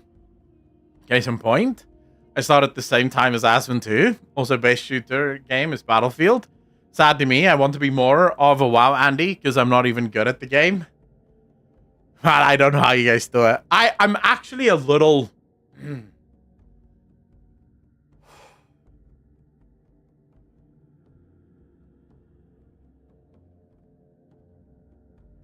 I'm a little envious of people who can play just one game and never get bored with it. Because it would be so much cheaper if I could just play one game and never be bored with it. The amount of fucking games I buy on Steam just to play like an hour of it and then go, I'll be back later, is insane. It is insane. WoW is super cheap, dude. Compared to the amount of money I spend on other games, WoW is cheap. WoW doesn't even scratch the surface of my monthly gaming expenditure. Doesn't even scratch the surface.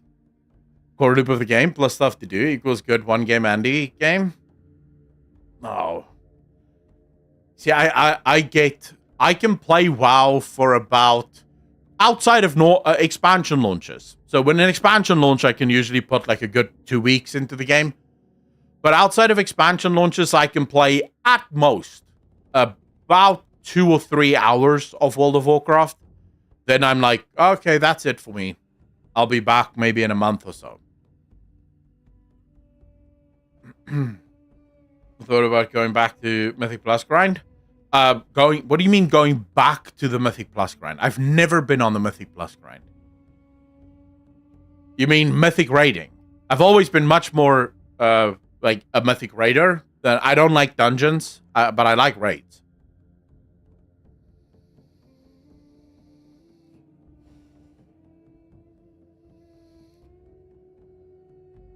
Pringles, not really, no.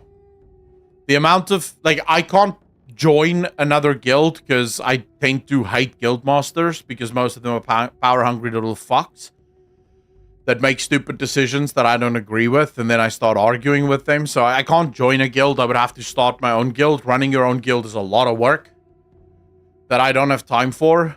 So, no, I won't ever go back to raiding. It's just too much time that needs to go into it. But I came to the conclusion that people who enjoy solo queue are mentally ill. Holy fuck. That's a wild accusation to just be throwing around. Like, holy shit. There might be people who enjoy the chaos of random queues. Continue Final Fantasy XIV journey. Dawn Trail is coming up. My interests in playing Final Fantasy XIV is literally zero. I'd love to do some casual raiding on WoW, but don't trust pugs. If you want casual raiding, you cannot pug. There is no such thing. Pugs are stressful little endeavors. Especially if you're the one setting up the pug.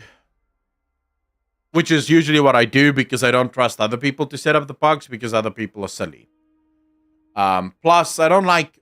Whenever I do set up pugs, I'm not one to look at scores. And this creates even more drama because you get people that join and then they check everyone's scores and then they start complaining that this group doesn't have a high enough RIO score or some bullshit like that. Story patch, how do you guys live? FF Bros? No, Genomac, it's not RIP Final Fantasy XIV. It's RIP Final Fantasy XIV for now. I'll return to it in time.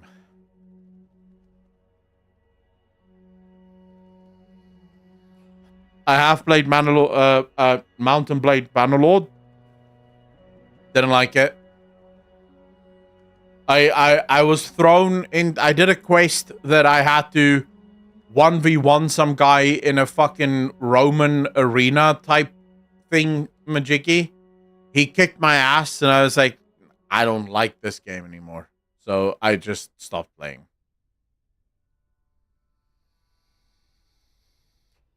I wanted to get to the actual, like, you know, base building part of the game, but it took too long. And so I was like, okay, fuck it. To be honest, that game is only good with mods. Have you played Elden Ring? How many hours of Elden Ring have I clocked? Let's see. Let us see. Elden Ring. Here we go. I have played 14.4 hours of Elden Ring. And that is plenty, I feel. That isn't backed up by evidence, just a feeling. Alright, Mueller Gaming, let's hear it. How many of us actually plan on logging into FF14 ever again, be honest? Dude, I feel like a lot of people are planning to go back to Dawn Trail. Honey Kid, how you doing, bro?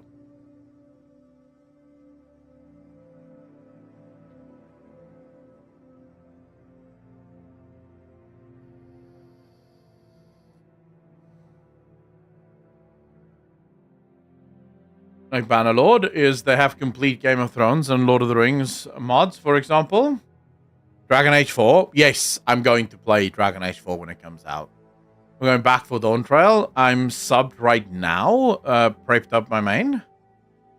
Work on Yeah, but you like Final Fantasy a lot. 14 is my game. I'd never leave. Do you RP, Bloxy? Because I feel like that's the people that stick with Final Fantasy 14 just non-stop are all the RPers. They fucking love that game. Okay, I'm just curious. Are you sitting or standing at the moment? I'm standing at the moment. I sat the whole time, but I got bored of sitting. Hell no, I can't stand RP. Then what do you do? What do you do in FF14? After our Mass Effect series, Dragon Age is my third favorite. No, I would say as far as favorite games at the moment go. So if I were to rank my favorite games, because it always changes. I don't have a specific list. But I would say Cyberpunk first, then Mass Effect, then Witcher 3, then Dragon Age.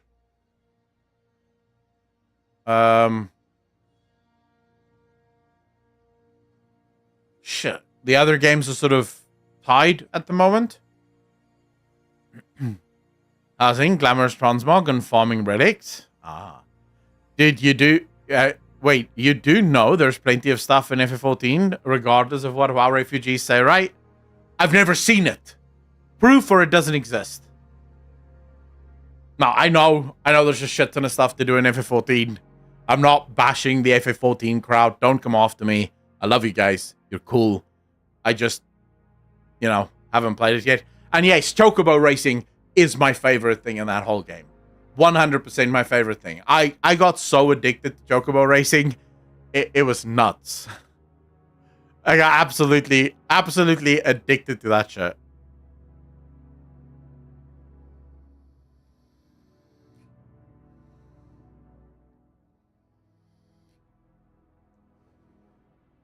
The old gods were native to Azeroth and were not originally void and may have been corrupted themselves in the past. Mueller Gaming, so your theory, I've made a video on this where I've said the exact same thing, and there is at least evidence that points to that. I'm not going to go over all of that right now, but your theory isn't as far-fetched as you might think. So Pyro has a very similar theory as well to that. We come at it from different sides, though. But yeah, it is a theory that is well backed up. But I'm expecting the stream, Cake. Okay, Holy, how are you gonna bash the Final Fantasy 14 crowd? Stop before Shadowbringers? Fucking end me right now? Bro. Or I simply preserved my experience so that I can savor it one day. You see, you have to look on the bright side. If you say I stopped before Shadowbringers, that sounds very negative. I don't like negativity like that. I've put it on hold so that I can really savor it. That way when I do finally go back, it's going to be glorious. Plan if it don't well when no one watches FF streams. Yeah, literally 2 weeks. The day Dawntrail launches is the day I will start playing FF14 again. When all the FF Andes are away. They don't want to watch streams because they don't want to be spoiled. That's when I'll go back and I'll play FF14.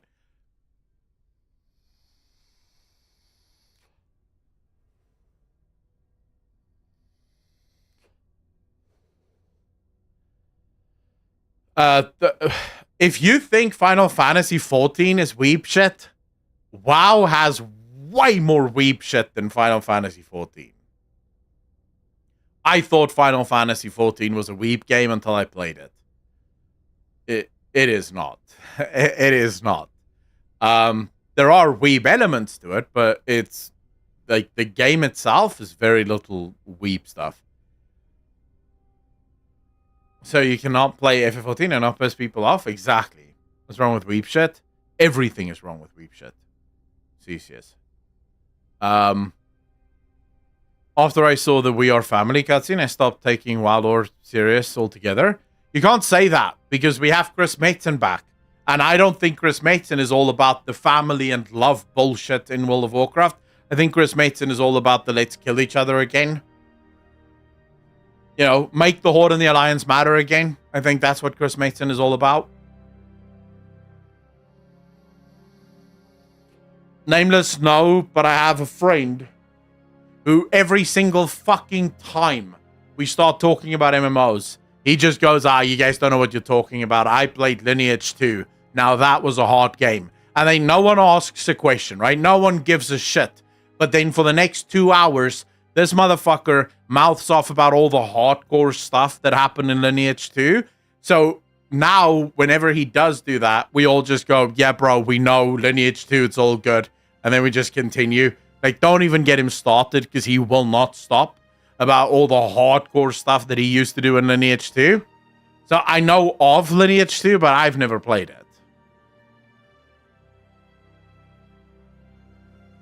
Well, for all respect to him, I don't let myself get hyped about Chris Mason alone. I believe it when I see it. Have you guys imagined how hardcore Echo would go into Elden Ring lore?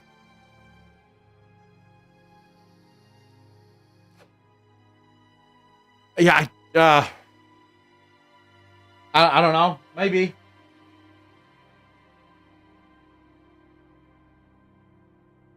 He's beat Vati at his own game? Who the fuck is Vati? Don't get Rurikon started on Monster Hunter too? Oh boy. Every once in a while, I see someone posting about Monster Hunter on my Twitter timeline, and I can't help but think that it's Rurikon's fault. Like, he probably liked the fucking comment or the post, or he commented on the post. Like, something had to have happened, because I see people posting about Monster Hunter, and I'm like, dude, I have never played a single Monster Hunter game. Why is this on my timeline? Like, why am I seeing Monster Hunter shit on my timeline? By the way, Rurikon, have you played Helldivers?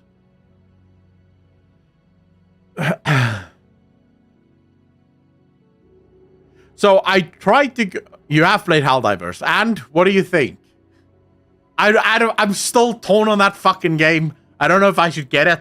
But I feel like the hype is probably gone now, so maybe it isn't even worth going back. Namwad, 70 months, part of the Legion Nation. Appreciate you. Thank you, sir. Far too kind.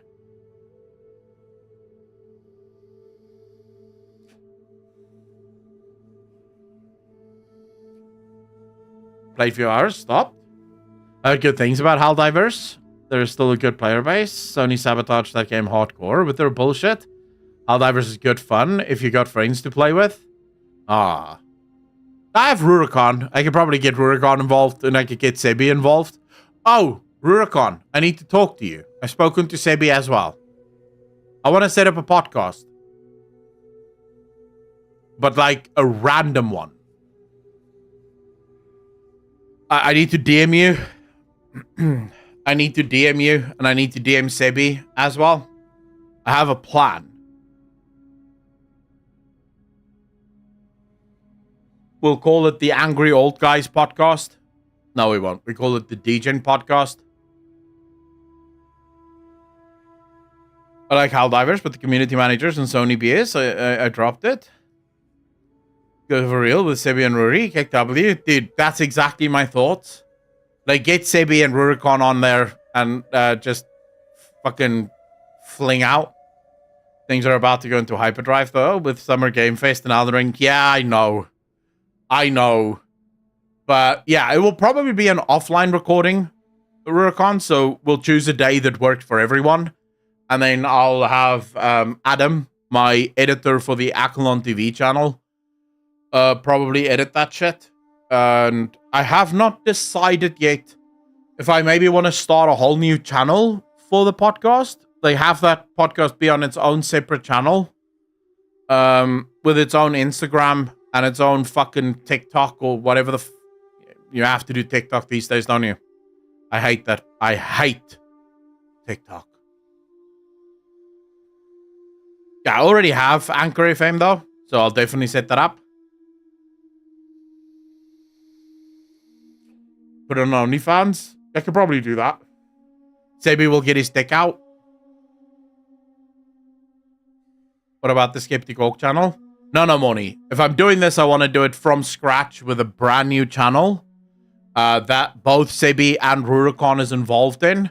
Probably do its own Patreon, its own everything, so that it's sort of its own thing, right? And Rurikon and Sebi is involved in it from the start. It's, you know, all revenue gets shared, all everything gets shared.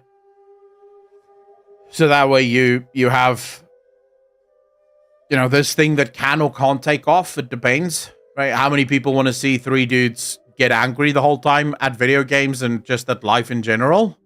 Because if there's a market for that, then we're going to do fucking well. Sebi will be the comedic relief, and me and Rurikon will be the angry guys constantly raging at the machine. It works, I think. What topics are you talking about on the podcast?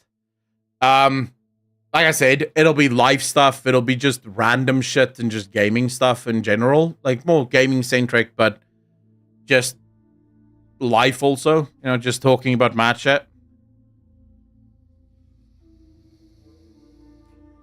I would like to have guests, but you'd first have to bold a name for yourself. And then you can have guests. You will be the Blizzard Shill. Have I ever been the fucking Blizzard Shill? Like, have I ever been the Blizzard Shill? Let's just quickly be honest here. I hate when I make a positive video about World of Warcraft and people go, oh my fuck, Akalon is in his Shill arc. And it's like, bro, what are you talking about? During your sponsored streams? I have never done a sponsored stream, though. Ever in my life. It is the one thing that I will never do. You guys know my thoughts on sponsors. Like, I fucking hate sponsors. That's why I always say, if you can subscribe, subscribe. Because it helps me say no to sponsors. Right? That's just how it is. I hate sponsorships. I don't trust them. And I don't want to sell you shit that you don't need. So stop lying about me. That you do every day here? You need a podcast of this? Well, Saven, I want a way to make money off of this. You know, because I rage in general, but basically for free on my own time. So why not make a podcast of me raging? And monetize that shit. You know? Make the big bucks.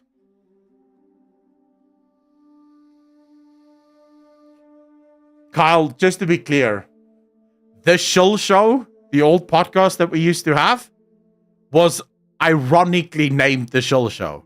And I believe many of you were there during the first episode of The Shill Show when I covered topics that very specifically explained the naming scheme for The Shill Show. I remember a video where you apologized to Denuser because you realized that, oh, what the fuck? That is not true. I apologized to Denuser for calling him a cunt. Not for his writing actually being decent. There is a difference. And also, he happened to have written one decent storyline that I thought was actually pretty good.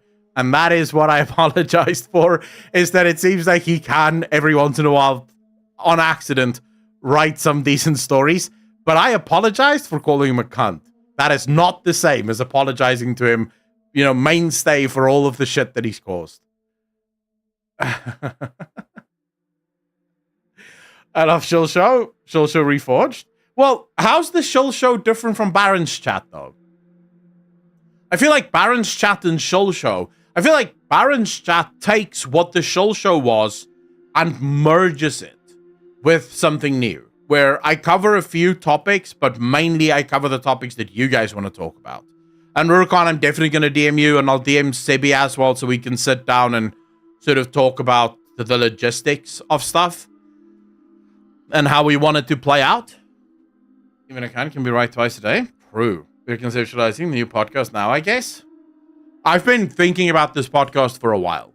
It's been something that I've been planning for quite a while.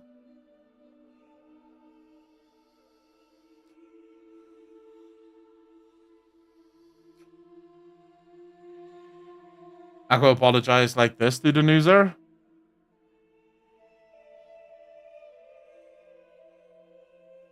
Like a little donut, and I'll lower my balls right into your mouth. Let my ball sack just dip it into your mouth, and then you can start sucking on it.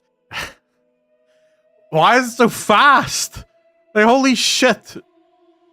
Why is it 62 times? You can again go on your knees, smile like a little donut, and I'll lower my balls right into your mouth. Like my ball sack just I remember dip it saying into your this. mouth, and then you can start sucking on it. I remember saying this, and I stand by it, but it wasn't about the news, and I can't remember what. Why was I angry here again? What pissed me off?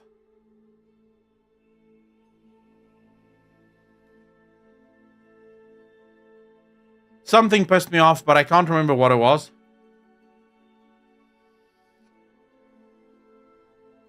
Oh yeah, it was the pineapple on pizza thing. Yeah, I get really fucking heated about that shit.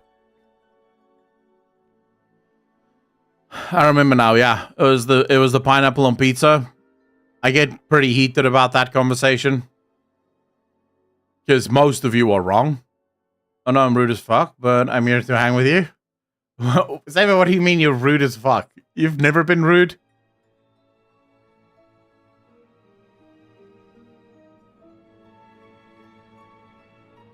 Some nonsense? It's not nonsense. The pineapple on pizza debate is what defies nations. It is important. It's an important debate. You want to see a funny video from Unscripted? What's Unscripted? Yeah, you can see that.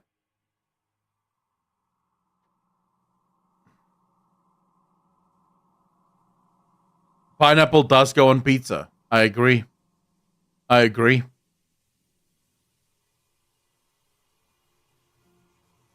Civilized societies ban pineapple. No, they don't. Nico Spider, how you doing? All right. World of Warcraft, an honest con cinematic. I feel like have we watched this before?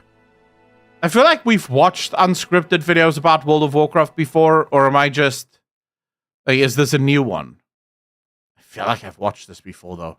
The presentation you're about to endure is completely unreal and heartbreakingly honest at the same time. Stupid dragons. Stupid WoW tokens. I'm never gonna raid with those low-life little scrubs. Ready to work! I watched this, yeah. You're here to tell me to talk about my feelings. Is that it? You rage quit. Like a bitch.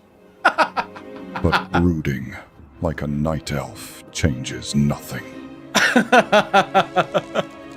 You stupid son of a seabag. They're changing the whole game scene by scene. Right in front of your eyes. Also the transactions. You've seen them. I suspect many have lately. I like this. Something. Someone is calling out from deep within Blizzard. Entering is stirring Like a voice from the past. the hearts of your people.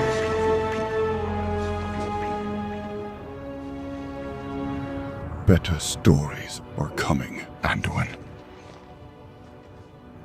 The writers can't burn us again. It's Oh. time to move on. Famous last about word. coming together as a family.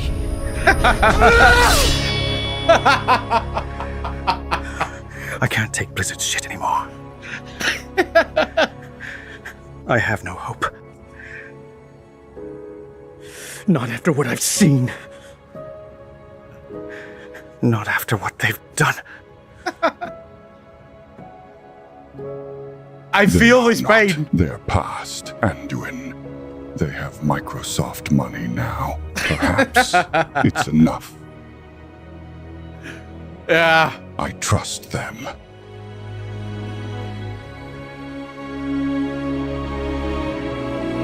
Oh, you orc bastard.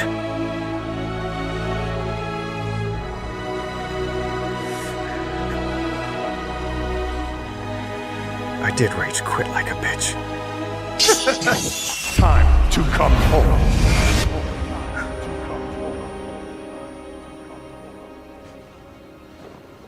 They're getting annoying.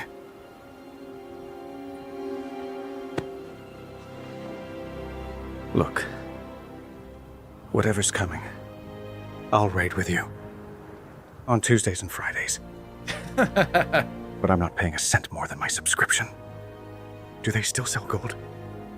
Aren't the WoW tokens destroying us? I'm not sure yet. But that horse made more money than the whole of StarCraft 2. Yep. Hey everybody, it's me. Yeah, I remember we reacted to this. This was funny as shit. Would love to see Chris Benson's reaction to this. Dude. Yep. Nico Spider, 28 months, part of the DJ Nation. Appreciate you. Thank you, thank you, thank you. Far too kind. Programmer from Pirate Games. Dude, this is this is really good. I've watched this before, but it's still funny.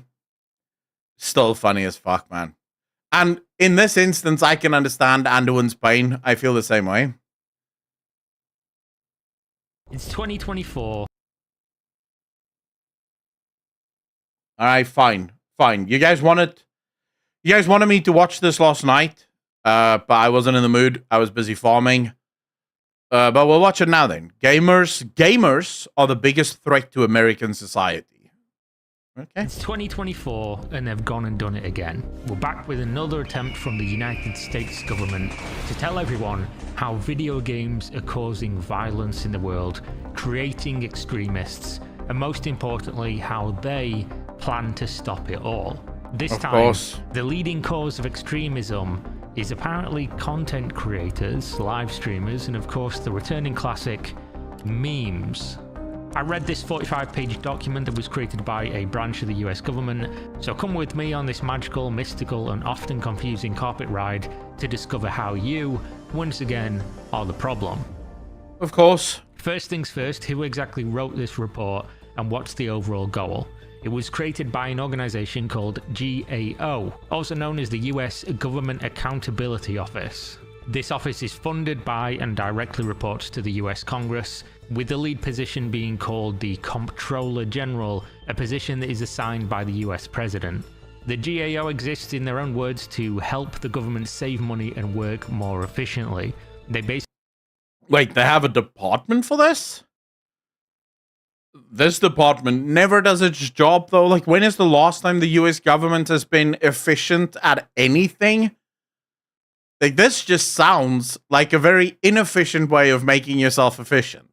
Basically get paid taxpayers' money to try and hold the US government accountable in their spending and to try and find problems that need to be... And yet they're holding gamers accountable in their games, not the US government. Like, dude, you want to know what causes extremism? The fucking government causes extremism. ...solved.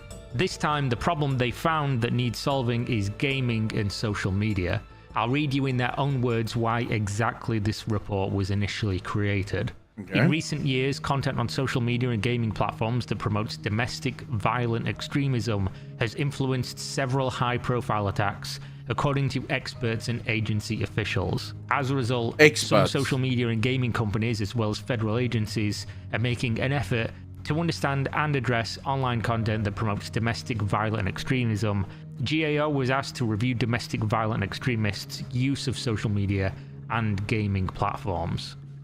Essentially, they're putting forth the idea directly that gaming and social media has contributed to some heinous acts of violence. And I'm not even going to disagree with the premise that social media is a place that people become radicalized or communicate extreme ideas. Nor am I even going to disagree that there are pockets of the internet that foster communities like this. Why I'm going to... The reason I will disagree with the premise is the premise suggests that the people who are radicalized on these sites wouldn't be radicalized anywhere else. So if you removed the social media content creators and you removed the social media platforms, then these people who are actually just law-abiding, freedom-loving, peace-loving individuals will not be radicalized anywhere else.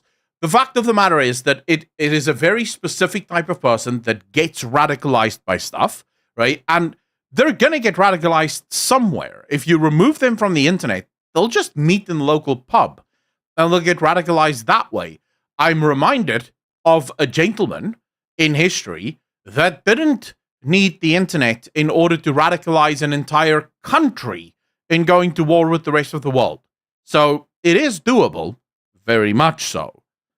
I disagree with is lumping gaming in there, as well as how they provide almost zero examples of what they claim exists throughout this entire report. Whether you disagree or agree, there needs to be substance to make the claim, but we'll get to that.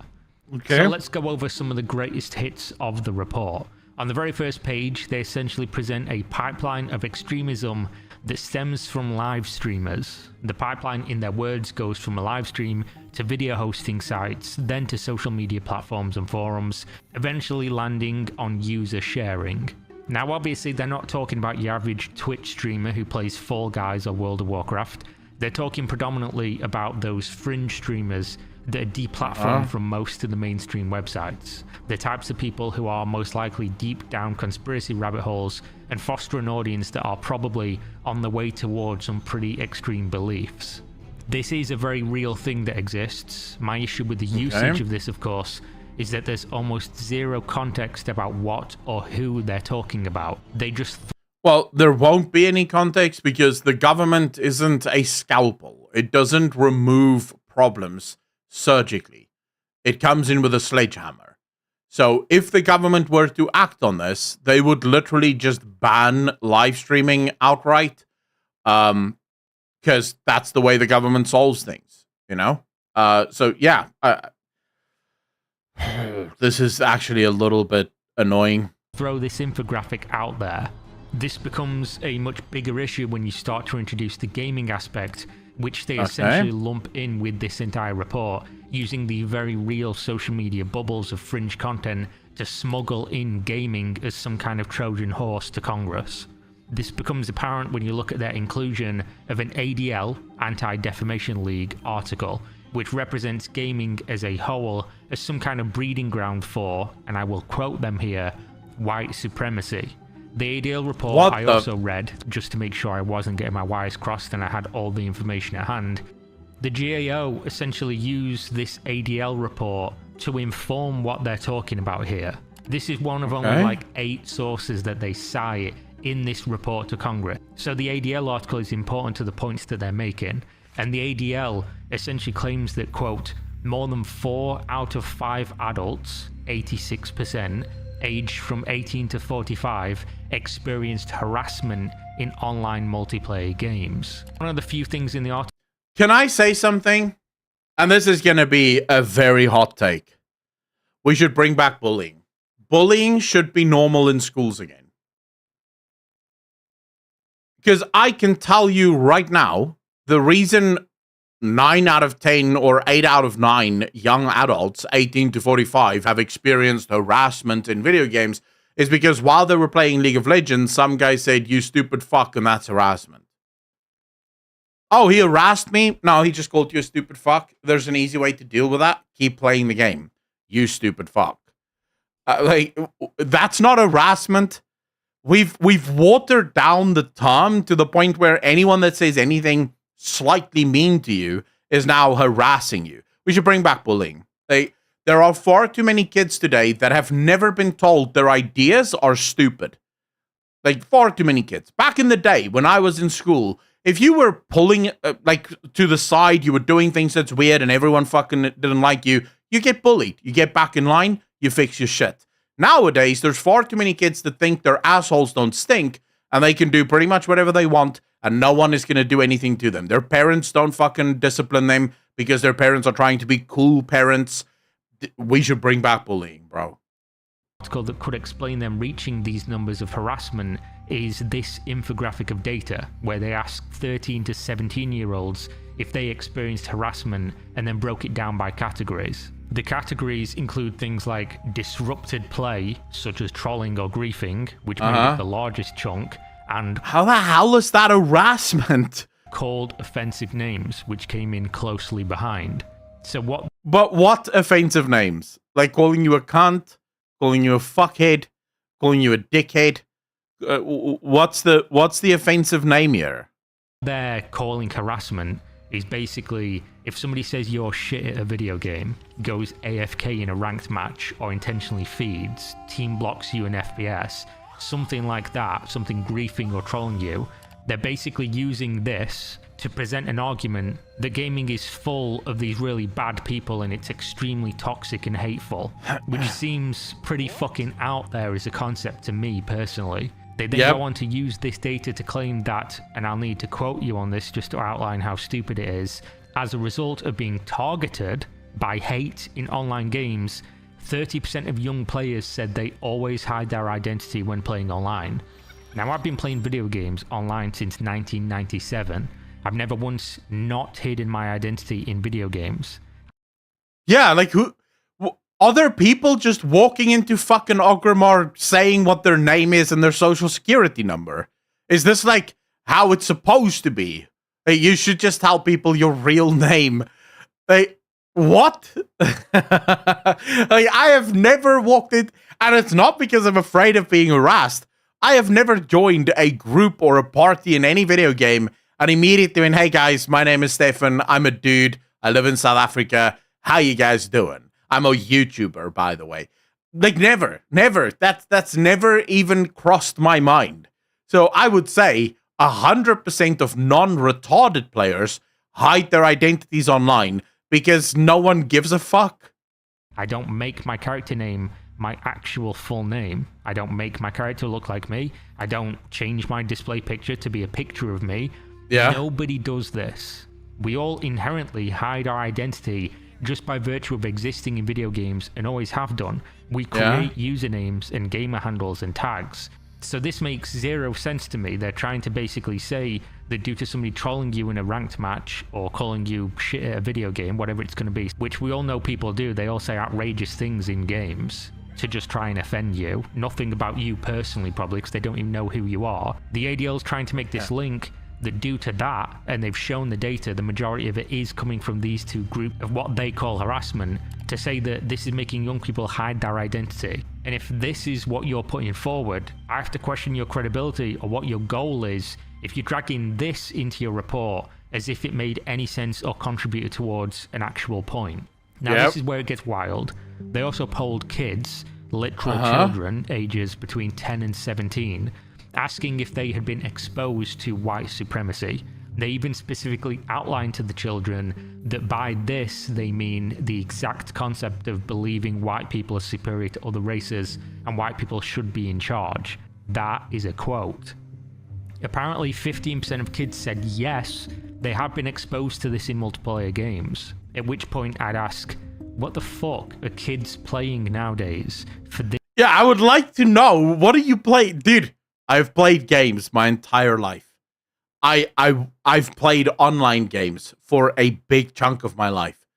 I have never been in a group with anyone where a discussion of race-based politics took place. Ever. In a video game. What are these kids playing? Like, are they playing Tony, the fucking white supremacist? Like, how is that? Like, what? This to be the case. You don't have to wait long because the answer is apparently Roblox. Now, I obviously don't play Roblox, but in all my time playing online games, of course, I wouldn't say I've been exposed to white supremacy. I've been exposed to people saying words that they shouldn't be saying to try and offend people. I don't think I've been exposed to actual ideological white supremacy, like somebody speaking out a manifesto or something. Maybe times have changed, but anyway, that's in there. The next section they called ally behaviors. All those grand wizards are playing Roblox literally day in, day out. It makes sense, that actually. Which I'm going to skip for everybody's sanity. The next part is really interesting, actually, to prove a point that I'm trying to make. And this is where they give a statistical breakdown of which games these kids are reporting being harassed in. And since we've seen that they're using trolling and saying bad words as personal harassment in video games, you know exactly which games are going to be at the... I don't trust any of these games. Where's League of Legends? It's known as one of the most fucking toxic games there is, and it's not even on the list. What are you talking about? If League of Legends isn't on your list for toxic games, you didn't do your list right. Clean 28 months part of the Legion Nation. Appreciate you. Thank you, thank you, thank you. The top of the tree. All the competitive team-based ones, obviously, Valorant, Call of Duty, Dota 2, Fortnite, PUBG. No, I thought, Global Offensive. dude, the people in Final Fantasy 14 are some of the nicest people you'll ever meet. And Final Fantasy 14 is on there, tied with World of Warcraft. And the list continues. So All essentially, right. the ADL has built a statistical basis that claims harassment in online games is growing and causing people to do heinous acts in real life because kids log on to a competitive game, get told their shit, called some names that are probably based on shock value and nothing to do with them personally because they don't know personally who they are, get trolled. That's what this report is. And just for the record, 3 of the people that were experts that consulted on the GAO's actual congressional report work for the ADL, so we're probably in some way involved in this report. This gets worse when they get to the section that they talk about adults and their experiences of harassment. The ADL claims that from their data, 17% of adult gamers experienced doxing, as in having their personal identifying information like full name and address posted online. How? And that also, get this one, 12% of adult gamers in America experienced swatting, which the Dude, that's bullshit. I know swatting is a real big problem, right? But it's a real big problem for the impact that it has if you do it. Wouldn't you be hearing about swatting literally daily if 12% of United States adults have been swatted before? Like, it is not, there is no fucking shot that 12% of adults have been swatted in America. There's no shot that is a fact. It's not possible. Define as having a stranger make a false report to emergency services to target somebody. So they're claiming out of 60 million American adults that play video games, 7.2 million of them have experienced swatting, with also 10 million of them experiencing doxing. Which I'm just going to say, I don't believe these numbers. I don't believe that they're real. There's no way I could conceive of this being true. Obviously, I know doxing and swatting do happen, but to random people in video game lobbies, at a combined rate of 29% of 60 million people, there's not a chance that that can be the case. That would mean statistically, every game you join of, say, Valorant or CSGO, with 10 people in there, almost 3 out of the 10 have been doxed or swatted before due to a video game match that they played. That number just feels absurdly high and reads like fiction, created to support a narrative that makes gamers... See, the reason I can't trust any of these numbers is we live in an age now where being a victim is cool. So I would not be surprised if there's a bunch of people claiming to be victims here just so that they can also be cool, you know? So when they were asked, have you ever been swatted? Oh, yeah, it happened last week. The police was all over me, you know, because it's cool, apparently. None of these statistics make sense. Appear to be considerably more dangerous than they are. Anyway, that ADL report is a video all on its own. I obviously have gone a little bit deeper into that because this is a large basis for the rest of the GAO report as it pertains to gaming specifically.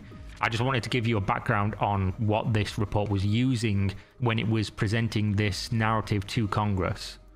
This is what they claim is a factual basis for their objective reporting.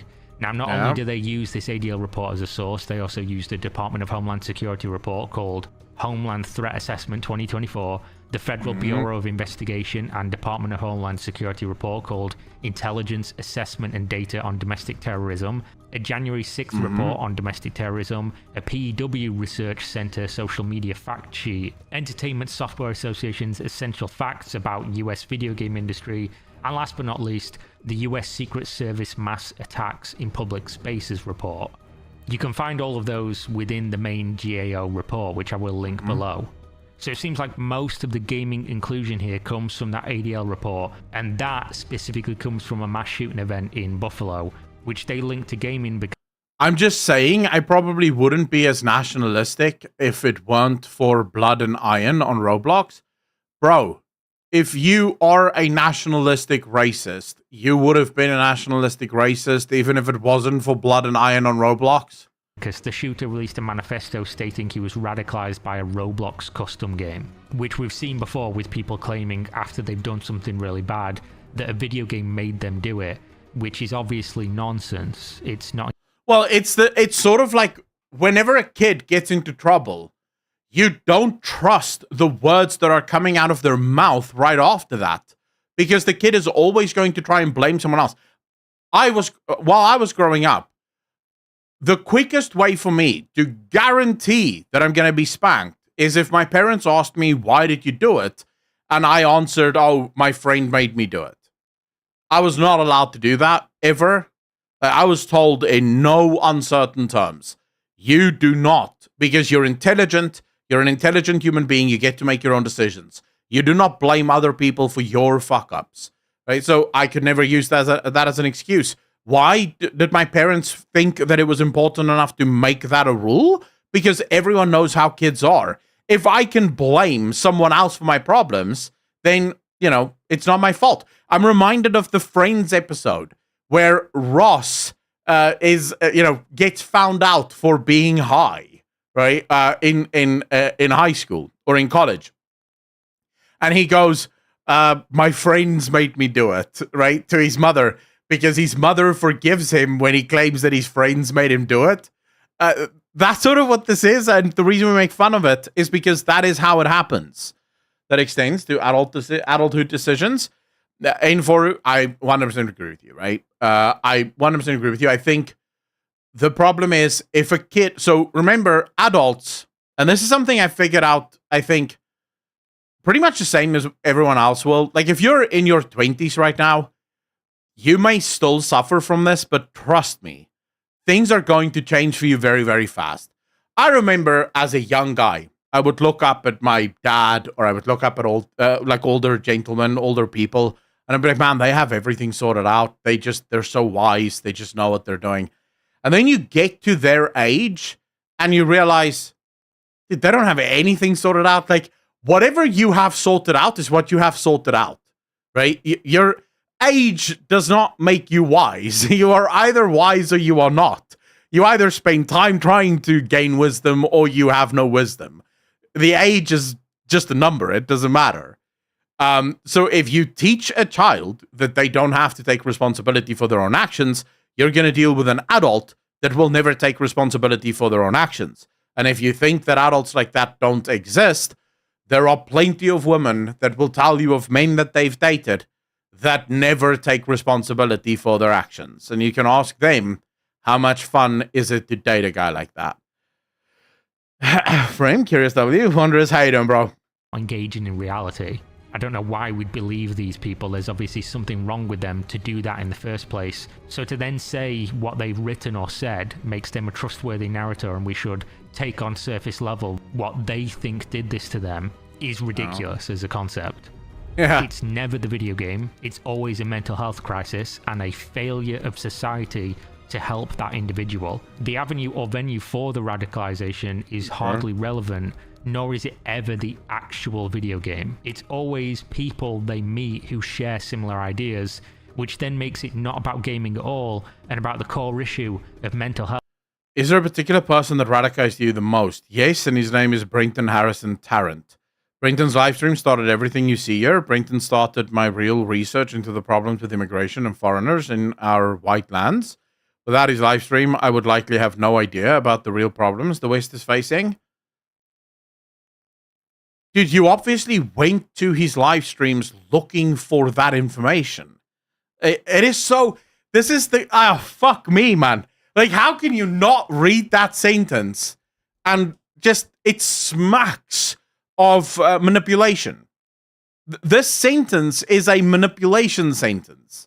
And again, talk to anyone that's ever been in a relationship with someone who hasn't quite grown up, and they will tell you this is exactly what happens. You'll have a fight with your girlfriend or your boyfriend, you'll accuse them of something, and then suddenly it gets twisted around on you to the point where it's not actually them, it's actually something completely different, and you shouldn't blame them for this. It's so frustrating to deal with, but it's obvious, and that's why it is so frustrating, because you know that you're being lied to. And yet this is the information. Oh, man. Games are going to get banned, and it's going to be because some government official doesn't know what the fuck he's doing. Health and any tool to communicate or find peers. which is why these reports always miss the mark for me, as they focus entirely on things like gaming being an issue, ignoring the fact that gaming is not the problem and never has been. They totally miss the forest for the trees. You should be trying to solve people's mental health and what's leading them to this path, instead of skipping that step and just saying, let's try to monitor these places where people are meeting. Which again, I think on the totem pole of how people do these things, gaming is probably very low. So let's go back to the GAO report. They then outline, and I'll quote the section, ways that domestic violent extremists use online platforms, and then they show an infographic talking about memes. Essentially saying, and again I don't necessarily entirely disagree, that people use memes Subliminal to spread a message to a messages. large audience, and then a small portion of people that message reaches and resonates with move to a private communication group. Then of that small communication group, an even smaller percentage of those people might wind up doing something radical. Holy fuck, this look is at not that. untrue. This does happen. I know we've all seen some incredibly racist, sexist, or otherwise outrageous memes on social media. And of course, you're going to use anything that's popular as a way to convey an idea for anything positive or negative. But I'm going to hazard a guess that most of the time people sharing those, even if they're bad, even if they're memes based on things most people consider bad, they aren't on a mission to recruit people to any kind of cause. No. So what you have to understand is, specifically with young boys, but I'm sure it's the same for some girls out there. But as a young boy, you do this quite often. Boys like to be edgy, you know, and being edgy sort of makes you feel like a bit of a rebel, you know, going against society, doing your own thing. It's fun. So I guarantee that the overwhelming majority of highly racist or homophobic memes that's being shared by young boys aren't actually being shared because the young boys believe it, right? It's not because they think, they just know that this will piss people off, this will get a rise out of people, and they like the fact that they're a little bit more rebellious. The thing is, most boys, I say most in fucking brackets here, should grow out of that, right? You grow up and you realize that, wait a second, this is probably not the best way to live my life. This is probably not the best thing to be doing with my time. And then you stop doing those things. The overwhelming majority of people do not join the fucking KKK because of a meme. You know, And are just sharing them because they find them funny. Obviously, I don't agree that they're funny, but I don't think everybody who shares something that's, you know, some kind of way is out there trying to recruit people. And we have examples of this, so that's why I don't rule it out as existing. We can just look at things like involuntary celibate, or better known as incels. These people do see and share these memes, then they end up in a community where they get further radicalized, and then things happen. They have done, we've seen them. yeah, but the thing is, most incels don't become incels because of other incels. They become incels because they were incels before they became incels, or before they joined a group of incels, right? It's not a case of this guy gets all the tail in the world. He has a massively loving girlfriend. She loves him to death. And then one day he sees a meme about incels and he just decides to become involuntarily celibate.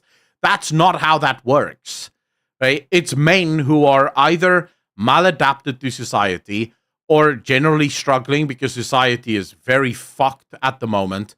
And they who are not strong enough to recognize that they should probably try to be a light for the world rather than just become part of the madness and the darkness of it, they will eventually rotate or navigate towards these more incel-centered kind of environments, right? Because they want to feel pathetic, but they don't want to feel pathetic alone. And so they start joining groups so that they can all feel pathetic together, and in that find some kind of strength for themselves.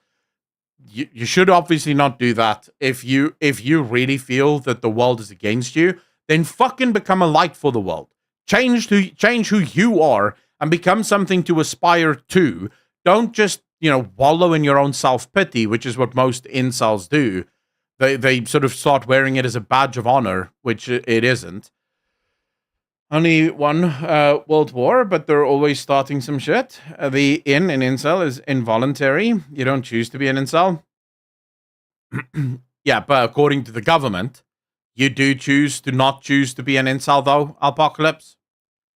Like, it is your choice to not choose that, right? Because you saw a meme and then you chose to not be, to no longer be a normal human, but actually a celibate guy.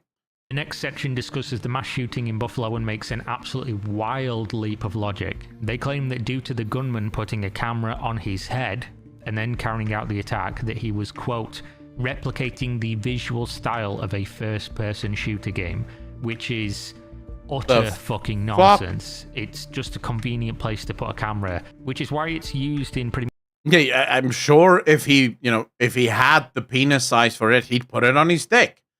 But he probably didn't, so the head had to suffice. Also, heads have helmets on them. Helmets have attachments for cameras. That is a very, very, very, very wild leap. pretty much every outdoor activity video ever. They just put a GoPro on their helmet. There's zero link to the idea he was trying to replicate anything. And again, this just discredits the report and exposes the clear agenda directly in the face of their stated mission of objective and neutral reporting. The GAO report goes on to make some incredibly silly assertions, such as this section that basically says gamers make friends in games, and some of those gamers might be extremists, so somehow making friends is bad or something. I don't know exactly what the point is here, to be honest. What? They just say some extremists make friends in games, and that could be a bad thing. The funny section comes up next, where they basically contradict most of what they're claiming with a single sentence that reads, "One expert noted, there is no evidence directly linking violence in video games to real-world violence." I need to say this. It's not just one expert. Pretty much, psychologically speaking, from all of the psychological data that we have, literally every single psychological study that has ever been done, and trust me, there's been hundreds of them, not a single study has found any link between video games and violence. They've never been able to establish that link. Video games have some problems, specifically addiction to video games. But the problems that addiction to video games have is similar to the problems that pretty much all addictions have, insofar as it's not good for you. And you shouldn't do it because it leads to you, pulling out of society, becoming more and more or reclusive. It becomes a problem, right? And therefore, you should probably seek help if you are addicted to video games. But the idea that video games can cause violence, you will not find a single serious psychologist that would ever claim that that is the truth, because they don't find the evidence for it. They don't find the evidence for it. They don't see gamers, after playing a good game of Battlefield, picking up their fucking RPG and going on a shooting spree.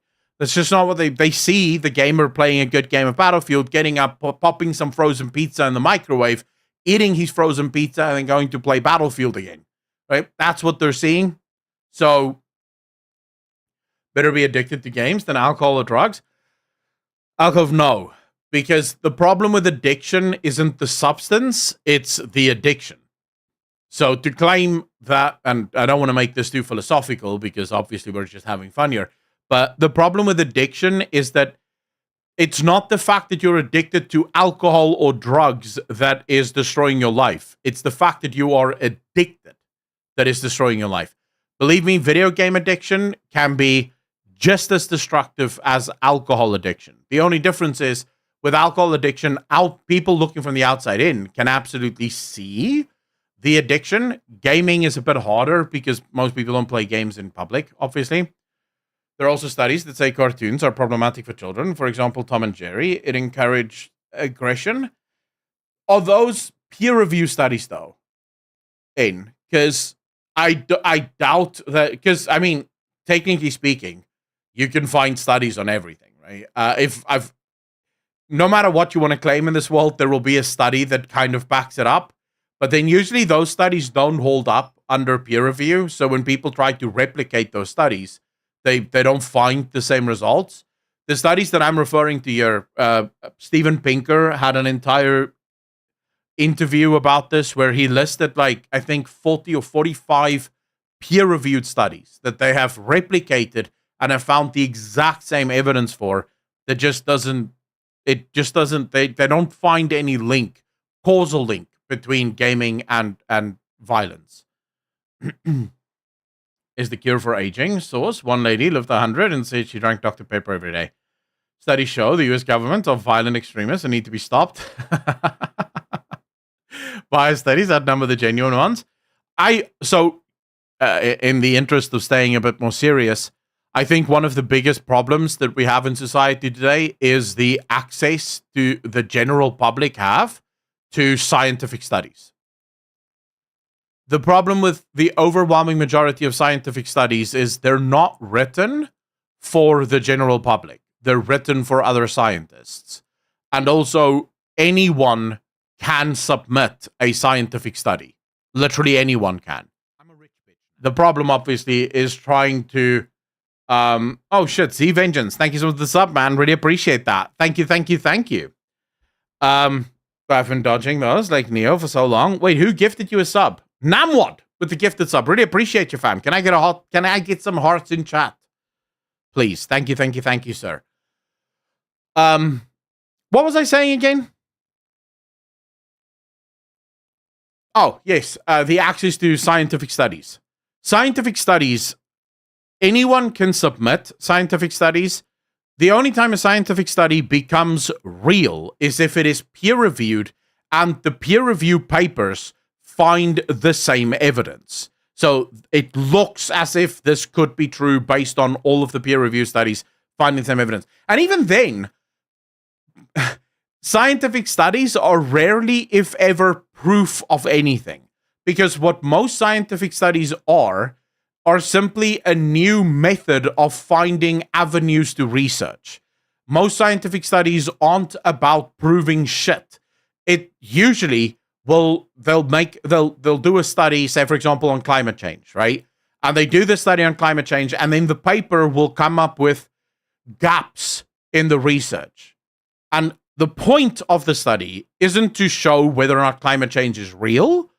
It's to show whether there are gaps and what they can do better, or maybe someone else can figure out what can be done better to get the data on this thing that they want. I'm using climate change because everyone seems to fucking talk about it these days. But this is true for all studies. Very rarely does a scientific study actually prove anything, because that's not how they're written, and it's not their purpose. That's not why you have scientific studies. Baby formula bullshit. Nicely gone through. Akalon, what's the baby formula bullshit? Wait, what is this? But they then go on to immediately hit you with the however, and then say that extremists will use certain games to target people who play violent ones, and even make their own games to recruit people, which again makes it not about the game, because there are no mainstream games created that have any kind of sizable audience you can point to that exists with the intent to recruit people to extremism. If these are the leaps of logic you're making, you basically can replace the term video game here for written or spoken language and blame the ability to communicate instead of video games, as there's zero way to link any of these things together as a cause, and the actual vehicle for recruitment is just the ability to communicate, which you can do in pretty much every avenue that people use on a daily basis. That's the problem. This is like blaming electronic mail for people being extremists because somebody can email somebody else. Like, yeah, as soon as you allow people to talk to each other, if they find somebody who's into the things that they're into and they're bad things... Well, based on this, the pub is the worst place ever, because people meet other people at the pub. So, based on this, you should not go to pubs. Pubs should be closed forever and ever. Because basically anywhere where people can meet each other, that's where problems are. Of course, they're probably going to get together and talk about the bad things. This is nothing to do with video games. This next part's pretty crazy. According to some companies they spoke to, big tech and social media in particular, they assign human workers to specifically monitor people who they believe are, quote, bad actors. Not just on their platform either. Meaning they employ people who follow them around digitally to other platforms and mediums, compiling reports and keeping tabs on them. That's the social media companies doing that, not the government. That information is then obviously going to be shared with federal government. Wait, that's not... Is that legal? I feel like that isn't legal. Next part was pretty funny, to be honest, until I thought about it more. The GAO report links certain profile pictures on social media to violent extremists. They state specifically that many white supremacists use ancient Greek, Roman, and Norse imagery to, quote, create an aesthetic that supports their narrative. Now, this What on surface the level sounds what? ridiculous, right? But I'm not going to lie to you guys. Almost every time I see someone saying some deeply racist or sexist shit on my Twitter timeline, they almost always have a picture of a Roman centurion or some old Greek statue. This was obviously funny to see in a government report because it sounds stupid, but at least anecdotally this one tracks with what I've personally seen. Though obviously the issue lies in grouping people together as if they're all doing that if they have the same profile pictures, because at the end of the segment they specifically state, one of the experts noted that this type of imagery may not directly violate company content policies, but it helps draw others into this worldview, which doesn't even mention the people using these pictures doing anything. It just draws a line under those profile pictures and says that. Now, I would say, and the biggest extremists I've seen online are people with just the fucking Twitter egg in their profile. They're so racist and they get banned so often that they don't even have time to choose a profile picture before the racism starts spewing out of their fucking keyboards. In the US, it is legal so long as it's in terms of service agreement or done based off of public information you shared. Investigative journalism 2.0. They had Marcus Aurelius quotes in the Discord. Yeah, but I mean, I've quoted Marcus Aurelius. So what does that make me? Am I now suddenly a violent extremist? they're bad. One last thing I want to highlight, the report also states the federal government is collecting evidence on social media, which we already knew, but now you have it in black and white that if you post some memes that they consider to be an issue, you're probably now on a list. But unlike Santa Claus, where you have to do something really wrong, it could just be you posting a Pepe or something, which, let me remind you, the ADL still considers a hate symbol. Have no fear though, because the federal agency responsible for collecting your memes and your social media information does not join Discord servers, so gamers are mostly safe from this. They're not really allowed to go anywhere where they would be required to interact with you directly, presumably due to entrapment or something like that, so they just stick to public places. That being said, throughout these reports there are also claims that Discord is a bad place and also somehow complicit in creating extremists and radicals, just like gaming apparently is. The reason they come to this conclusion is solely because it can be used for bad people to communicate, which again, anything online. But fuck me, that then definitely means the post office is a bad place because bad people can send each other letters. Like, what are you talking about? Dude, the ADL has become, and it's actually sad because it used to be a respectable organization and it's become one of the largest jokes in the United States of America. Like, imagine considering Pepe the Frog a fucking hate symbol. Like, imagine how silly you must be to do that. Dude, I'm probably on one of these lists because most of the stuff they're claiming here, like sharing memes, yeah, I do that quite often.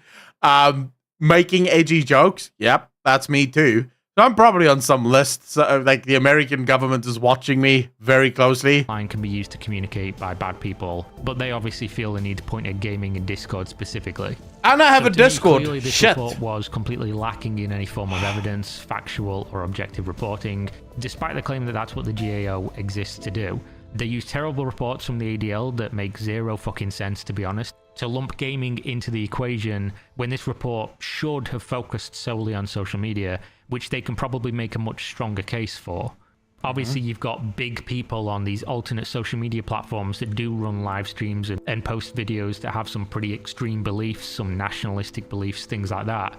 But you don't see that in gaming. It just seems like another time where gaming's getting blamed for something that it really has nothing to do with, despite not a single study existing that links violence to video games, even the most violent games in the first place. I do want to say that obviously there will be examples and cases of people finding each other in video games and then going on to a private server somewhere and eventually maybe doing something radical like the report claims. But then that's common sense. Any they've always then wanted to do that. Presents the opportunity for this to happen. And obviously the games that host user-generated or created content, such as, for instance, Roblox, are games that are more likely to have this occur.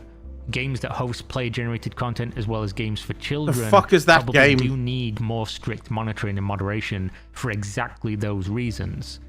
But to take the entire gaming industry and just throw that to the wolves over a concept that is so common sense and apparent, with zero evidence of any of the claims outside of saying it can happen, is wild for a government agency to be doing.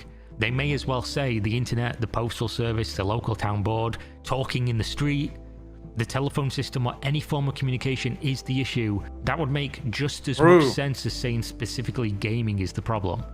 What bothers me most is that these reports always present everything as bad. They state that gamers can become radicalized, but they don't mention that gaming can also bring people together, create friendships, help people who might be struggling with isolation or on the path to radicalization by bringing them into situations with other gamers who enrich their life and unknowingly bring them back from a dark path.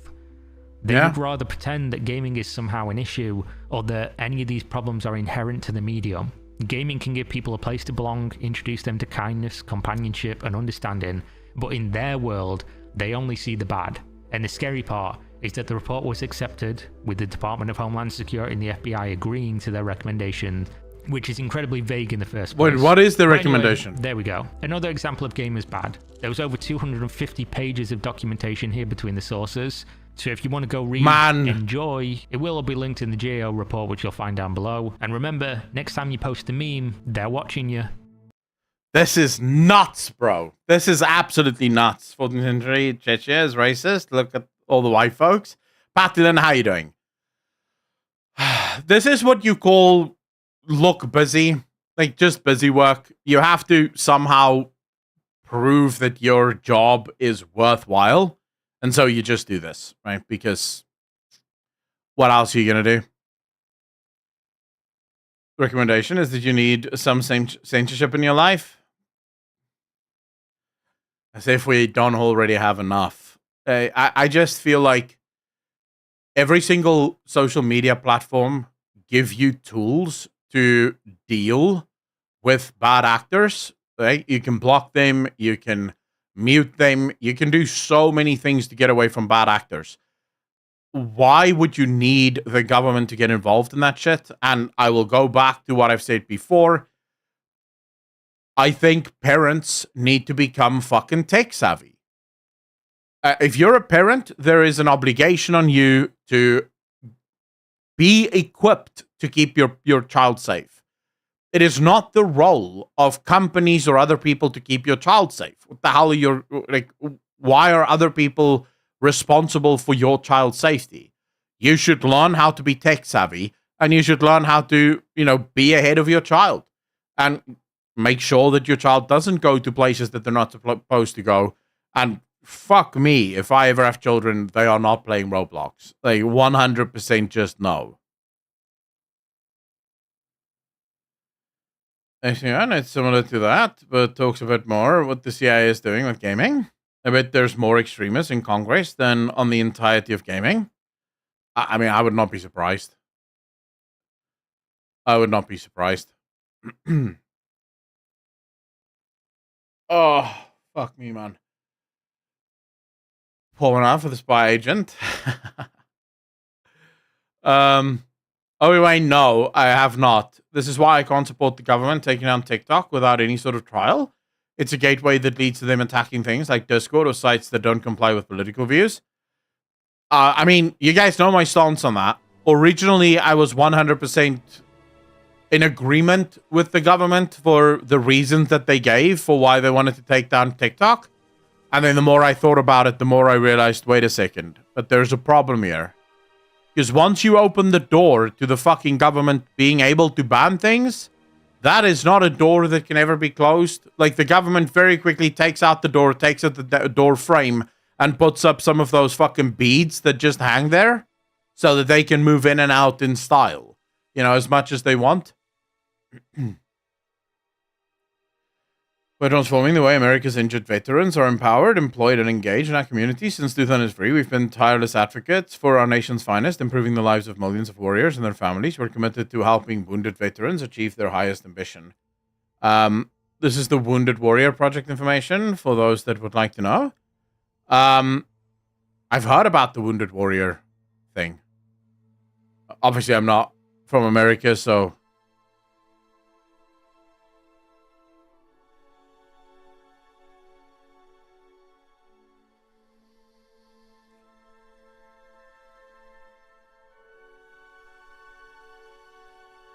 You want to watch it? Oh, wait, no. I don't want to watch any more serious videos right now. But we can watch it some other day. I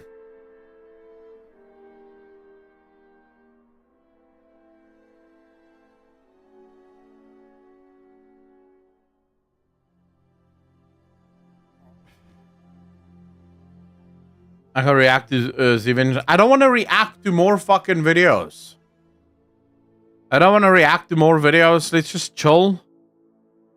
Let's just chill. I just wanna relax for a bit. Save it though. React another day. Link it again. I'll be happy to.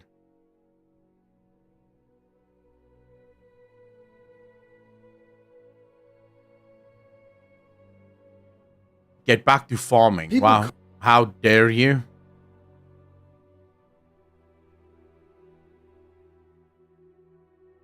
I don't know if we're going to be farming today. You know? It's too late already. I have basically like half an hour or so left and then I have to go to the gym. So what are we going to farm? Like fucking 2 liters of milk and then I have to go to the gym? Please react to this. It's 1 minute long and interesting.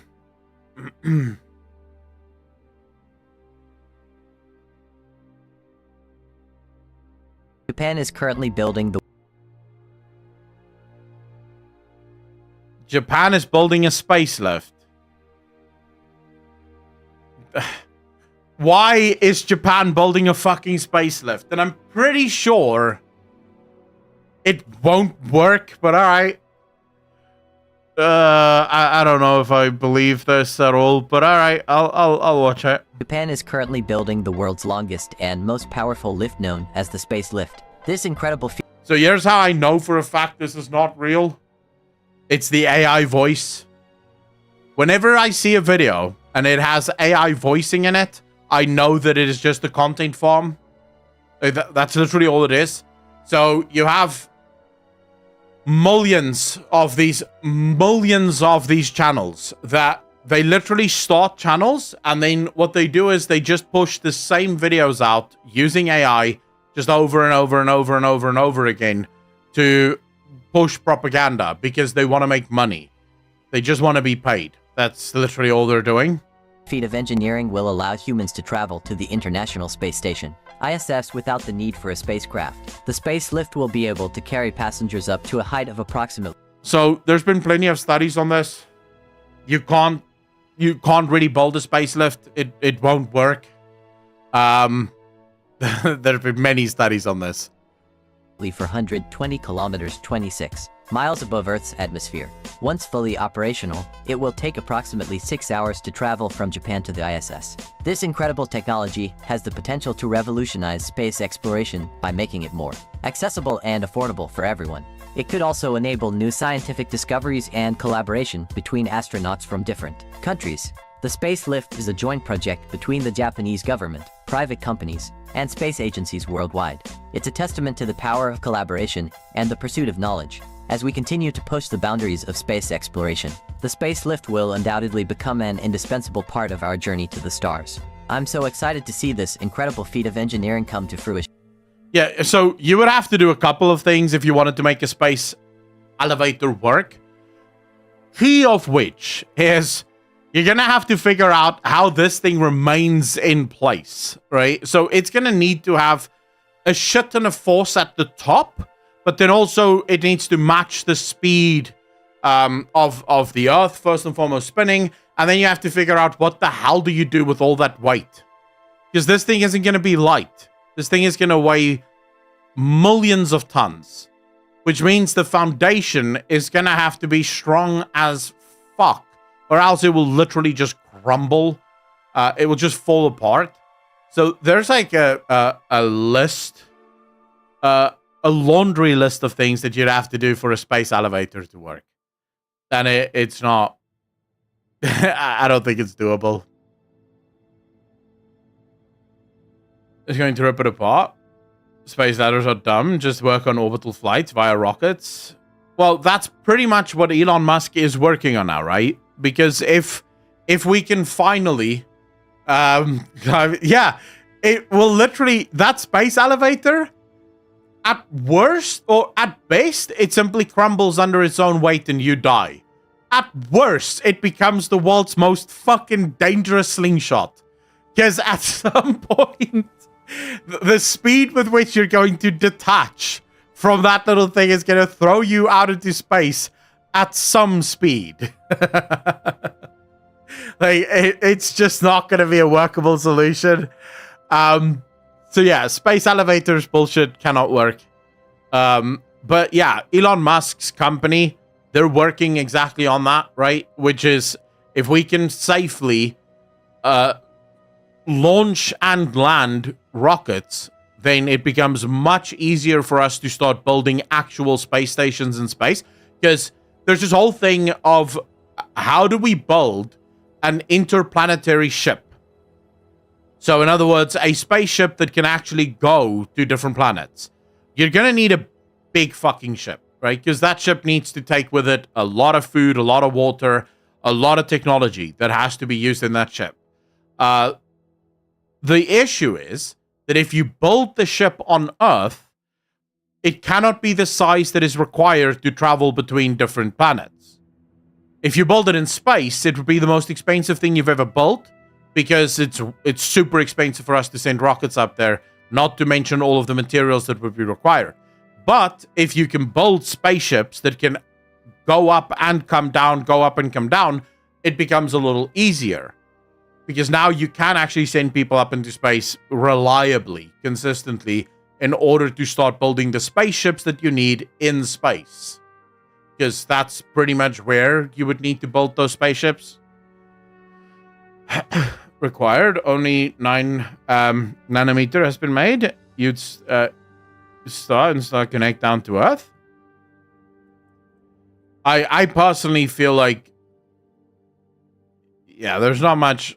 Even then, just to be clear on how expensive it would be, the only way we can build spaceships in space is by mining what we need in space. Like, we don't even have the dude. We're so far behind technologically than what I thought we would be at this point in time. Well, some of it we can get from the moon, but we can't get all of what we need from the moon. Once they're safe, you could take an orbital flight from SA to NYC in 30 minutes. But I don't know. I'm not a huge fan of flying to begin with, and I'm not entirely sure if I would take an orbital flight. Because even when they're safe, they're still not safe, you know?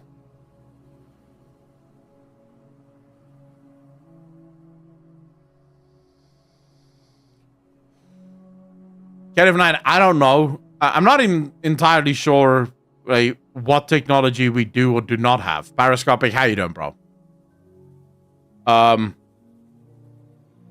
Honestly, I'm not that involved in the whole space flight thing, because I don't feel like it will happen in my lifetime.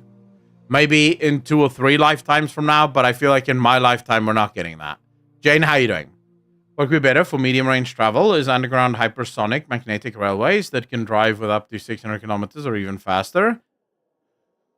That would still take a long time, though. Like, imagine if you could build those hypersonic magnetic railways from, like, America to Europe. You'd still be on that train for a fucking while, even at 600 kilometers an hour.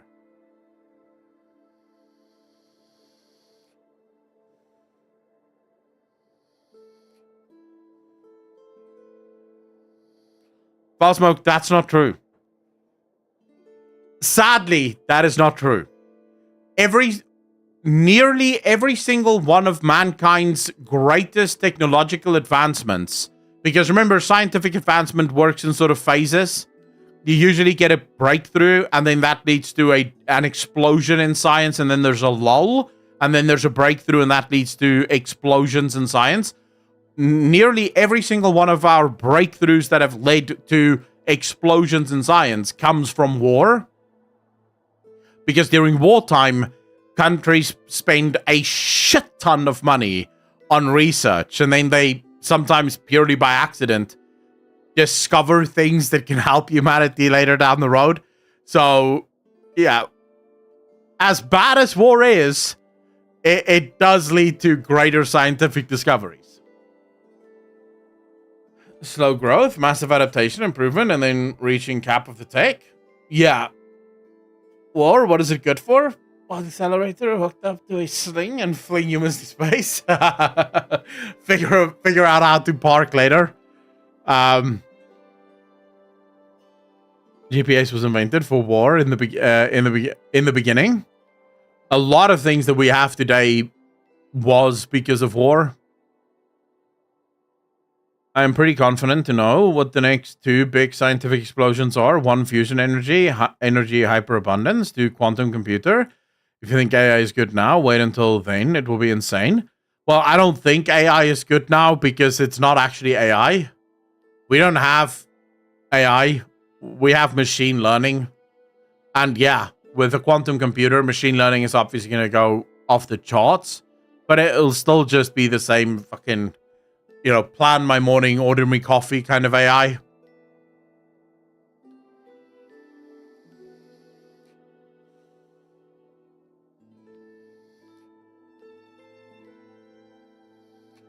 I do think, though, that one of the biggest breakthroughs will be fusion.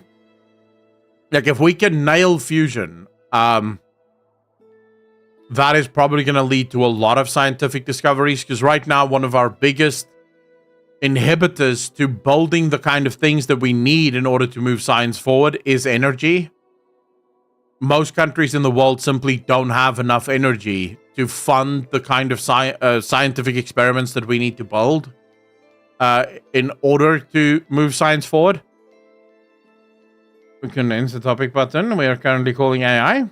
Yeah, pretty much. We could also build fusion drive ships for long interplanetary travel to link it back to the space thing.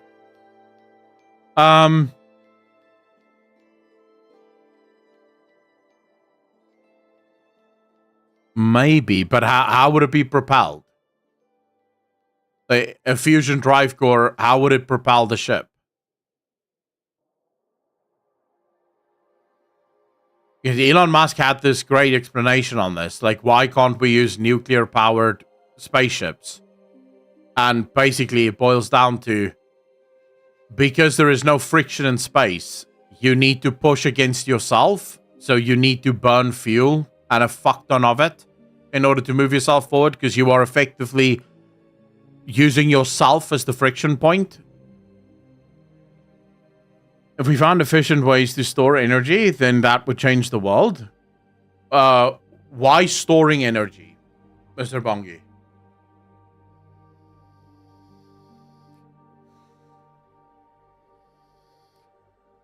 Nico Spider, the problem with technological advancements like that is they tend to happen regardless of what the big boys want. Back in the early 1900s, no one foresaw a world in which whale oil wasn't the biggest industry, and it disappeared overnight with the discovery of actual oil. And once we were able to actually turn that into petroleum products, whale oil was dead. Splitting atoms as propulsion from ourselves, that would be dangerous as shit. And also, splitting an atom, yes, it would create a shit ton of energy, but you would need an explosion in order to get that energy to start, which would be a problem. For example, if you can't store energy and you rely on solar power and it rains, well, then you're fucked. If you could save it in batteries or otherwise. I don't believe that solar panels or wind farms is the future. I just don't. They're highly inefficient, and even at their most inefficient, they'll still be inefficient. Because you're still going to need to take up an immense amount of space on Earth in order to do that. I do believe the future is nuclear. It's going to be fission at first, and then it's going to be fusion. We have an unlimited supply of fissionable materials. They are incredible at, at actually generating energy. They become super cheap after 10 years. Why would you not want to use them? Like, why would you want to use solar panels when you can just use the fucking nuclear power plants?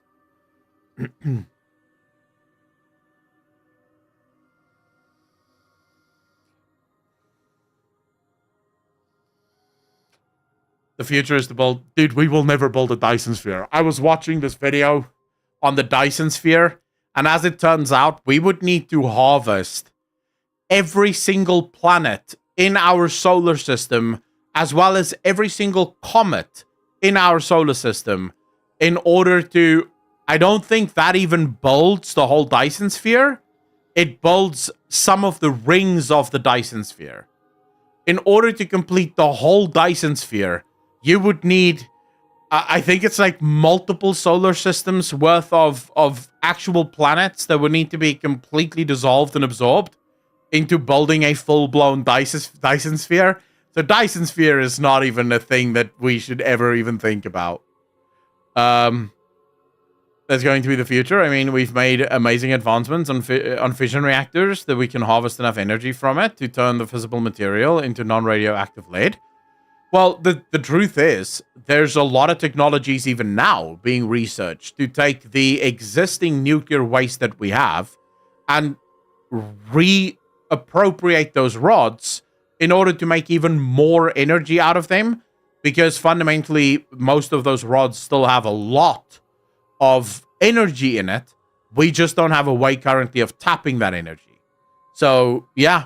We will eventually get to, I believe they call it Tier 3 nuclear fission, which is, we are currently on Tier 1, which means we can use I think it's like the top 10%. So if you think of a nuclear rod and you think about, say, the top part of it. So just imagine a nuclear rod. The top 10% of it we can use.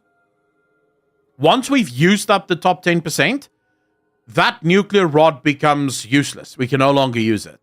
But there's still 90% of fissionable material inside that rod that has not yet been used. Tier 2, which is, there's a lot of research going into Tier 2, will use from 90% to about 50%, and then Tier 3 will be when you finally are able to use all of it. So you put a nuclear rod into a nuclear reactor, and by the time you remove that nuclear rod, you can do it with your bare hands, because there's no more radioactive... no more fissionable material left within the rod. And then you can use that rod for, I don't know, making cups of tea or whatever.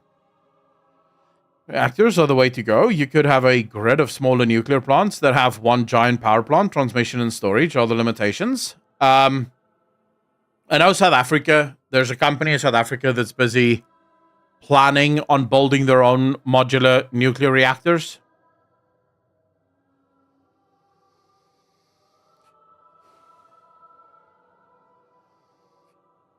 Plutonium, which is much safer and can be built much smaller than conventional nuclear plants. I think thorium is probably the future, just because anyone that might be a little bit afraid of nuclear meltdowns or of weapons of war, thorium takes care of all of that, because once the rod disengages, it does nothing. It has nothing. You can pick it up with your bare hands. It doesn't do shit. It's just a thing. So it requires a system in order to operate. So that is probably where the future is going to be. At least on the... Well, here's the funny thing, though. We're all talking about what we think the future is going to be. But in truth, we don't know what the future is going to be. If you go back and you talk to people that lived 50 years ago, and you ask them, what do you think the world is going to be like in 2024? I guarantee you, they would not even be able to articulate words that would be able to describe the future of 2024 accurately in the world that we're living in today. They would not have been able to even comprehend of it. Fallout and Stalker, the future is mole people. We know they thought we'd have flying cars in 2000. Eventually we'll find some Richard who'll screw it up for everyone else. We're supposed to have flying cars 5 years ago. Would you actually get into a flying car? Because I wouldn't.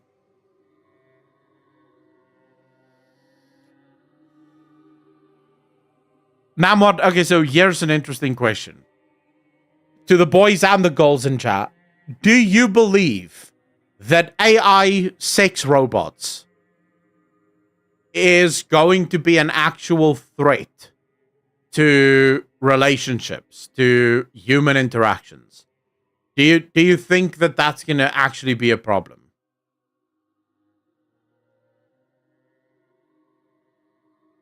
Okay, Zelly, how you doing? It will plummet the birth rate? No, yes, yep. Oh, yes, Daddy. It will have an effect in the waist. No, yes, Daddy. Okay. Yes, I do very much think these robots will be a threat. You see, I don't think so. Because fundamentally, what will end up happening, there is no replacement for actual human interaction. Motions between two people in a relationship. I think what it will do is very similar to porn. So it will almost definitely create, for some men at least, a very unrealistic expectation and a very real. Like, dude, I was speaking to a friend of mine who just got out of a relationship with a guy that was addicted to porn. Dude, the story she told me about the stuff that guy just expected, right? And he expected it matter-of-factly. Like, some of the stuff she told me, I was sitting there going, what the fuck? Like, really? Like, and he just mentioned it to her matter-of-factly. Like, this is just stuff that he doesn't believe, that proves that she doesn't love him, because she doesn't do the following things.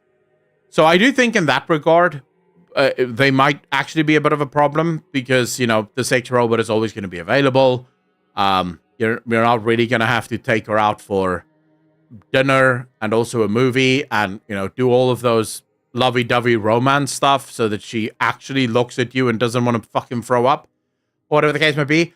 But I feel like it will only be a problem for the exact same group of people for whom porn is currently a problem. Because any guy, and this happened not too long ago, some guy was mouthing off about how he doesn't need a woman. Men don't need women or whatever. He said some bullshit like that. And all I could think of is, it's clear to me that this guy has never actually sat down to have an actual conversation with a human being of the female origin. Because if he had, he would know that you do need women.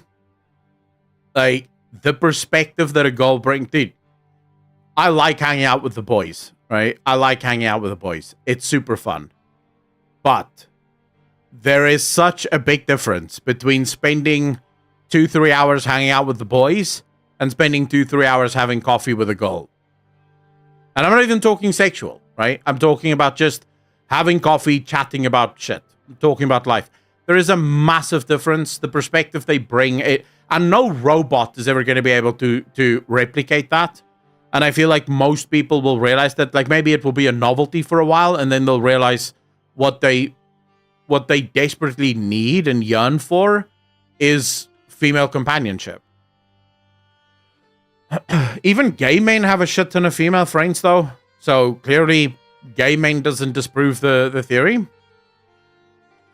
Female friends are for a bit when I'm single, so I don't go crazy. Yeah, they're fun to hang out with. They're super fun to hang out with. Sometimes they talk a little much, though. But that mostly helps, because I don't talk that often.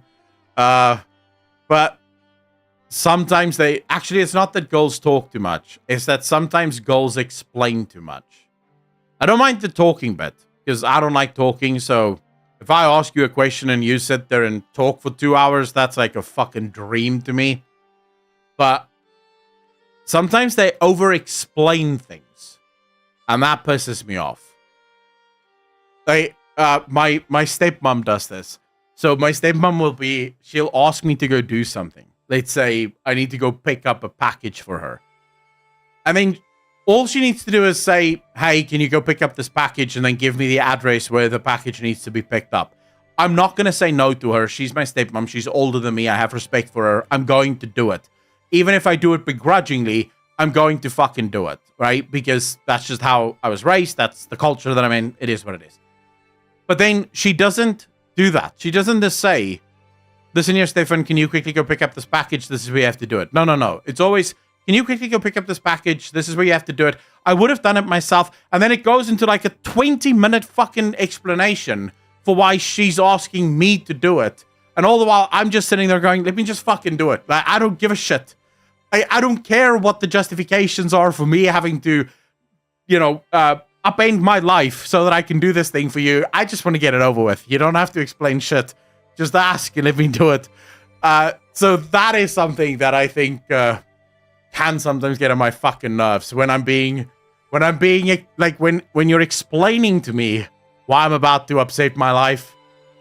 You could have done the task by the time you finished explaining your reasoning for asking me to do it, pretty much. You just ask. Just go, yeah, can you do that? Yeah, okay, fine, I'll do it. Delita, how you doing? No, man, if they could have it their way, it would shape a bot to what they want. However, this puts this into the paradise paradox. Delita, the problem is I still don't think that even then it would work. If you look at romance scams and follow channels like that, you will see most people getting scammed are women, and it is the same for online romance games. I think once the technology is mature enough, you will have so many women with robot men at home. I don't know about that. Maybe. If you have a robot and a partner, and you and your partner are both into it, even more happy fun time. All right, Nika Spider, far be it for me to take anything away from your relationship. No, I'm going to the gym now, soon. But no, yeah, although I must say, some guys do it as well. My uncle does the same thing. Most guys aren't, though. Like, my dad, for example, he doesn't even waste his fucking time. He doesn't even ask. My dad just phones me up and he's like, listen here, I have this package. It's in Cape Town. You have to go pick it up. This is the address. All right, cool. No problem, Dad. I'll do it. He doesn't even ask because I'm his son. I have to do it. So, there's that. I prefer that. Just tell me, because I don't have a choice anyway, so fuck it, just tell me. But then my uncle is like my stepmom there. Dude, just to fucking explain, I'm like, bro, come on. You are older than me. Of course I'm going to do it. I'm not going to complain. Just don't explain. I don't care. I don't care about the explanation. The explanation is unimportant to me. Freedom is a lie when it comes to family. Freedom is a lie when it comes to dads. Like with my mom, I could still sometimes sort of debate and maybe lessen the amount of work that I was supposed to do. But with my dad, there is no debate. Like if he tells me to do something, then this is what I'm doing. There's no debate. There's no, I don't really feel like that. And then, when I was younger, I would argue with him. I'd be like, but Dad, can I just quickly? And then he'd be like, I'll do it myself. And that is like the universal fucking code for get off your ass, go do it now, right? Because he may do it himself, but your life is going to suck for the next few months if you don't just get off your ass and go do it. Hey, Big Thulu, take care of yourself, bro. True, silly. So true. I was always lucky, though, because I always had brothers, right? I have 4 brothers. So I only had to do this for a short while. But, like, coffee. Fuck me. Every night when my dad got home, he would be like, why don't you make us a cup of coffee? And then I'm also watching TV. I'm also chilling. But no, I have to go and fucking make him a cup of coffee because he wants coffee now. I don't even want coffee now, but I have to go make it because he wants it. And then luckily, as my brothers matured, because I'm the eldest, I don't have to do that anymore. So now I get coffee as well, and they have to make it. So that was always really fun. Mixing native business practice versus natural interaction. Romance scams to me mean that they are looking to be paid for this. If you're using a bot, the bot is going to do as you say after maybe a one-time payment. Oh yeah, Mr. Bong, I mean, this isn't even up for debate. At least not in my culture. In my culture, if someone is older than you, that's just no arguing, no debate. You're doing it. My dad was the same. Oh, I could do with a cup of tea. Main to alpaca, go make a cup of tea. Yeah, pretty much, apocalypse. Yep. That's just how it goes. The dads are wild. Dads are fucking wild, man. Thing is just, I don't know if I will ever be like that, because I don't do that now, even. I don't like asking other people for stuff, because then I feel like I owe them stuff, right? So if they've done something for me, now I owe them. So I just always do my own thing. Like if I want coffee, I make my own coffee. It's not that fucking hard. If I want food, I order my own food. I never ask anyone to do anything for me, because then I'm, now they can ask me too. So they feel like the favor goes both ways. And if you don't ask them for anything, then the favor doesn't go both ways, because, no teeth DLC. Well, small things are always opening the door for the parents when they were coming up, doing basic chores. Wait, what? No, we never had to open the door for my parents. That was definitely not a thing. I didn't have to stand on fucking on attention when they got home. But yeah, and we never had to cook food. I just cooked food because I enjoyed it. But we didn't have to do that. Chores was also not really a thing that we did. In this instance, I am spoiled as fuck. I will admit that 100%. But I never had chores growing up. It's only as I got older. Like the second I got my driver's license, my fucking chores started. Because then my dad would be like, because my dad is a medical doctor, but he also has a farm. So then on a Saturday, he'll be like, listen here, I have to go to the practice. So I need you to take the pickup truck, go pick up some animal feed at this place, and then drive for 2 fucking hours to the farm and drop off the animal feed at the farm. Then your whole Saturday is booked, right? This is what you're doing Saturday. So my chores only really started as I got older. But growing up, I never had to clean my room or wash the dishes or, clean the house or shit like that. I only started doing chores when I was like 16. No, 17. Door for them and will help take off code, etc. Yeah, we didn't have to do that though. They luckily didn't have to do that.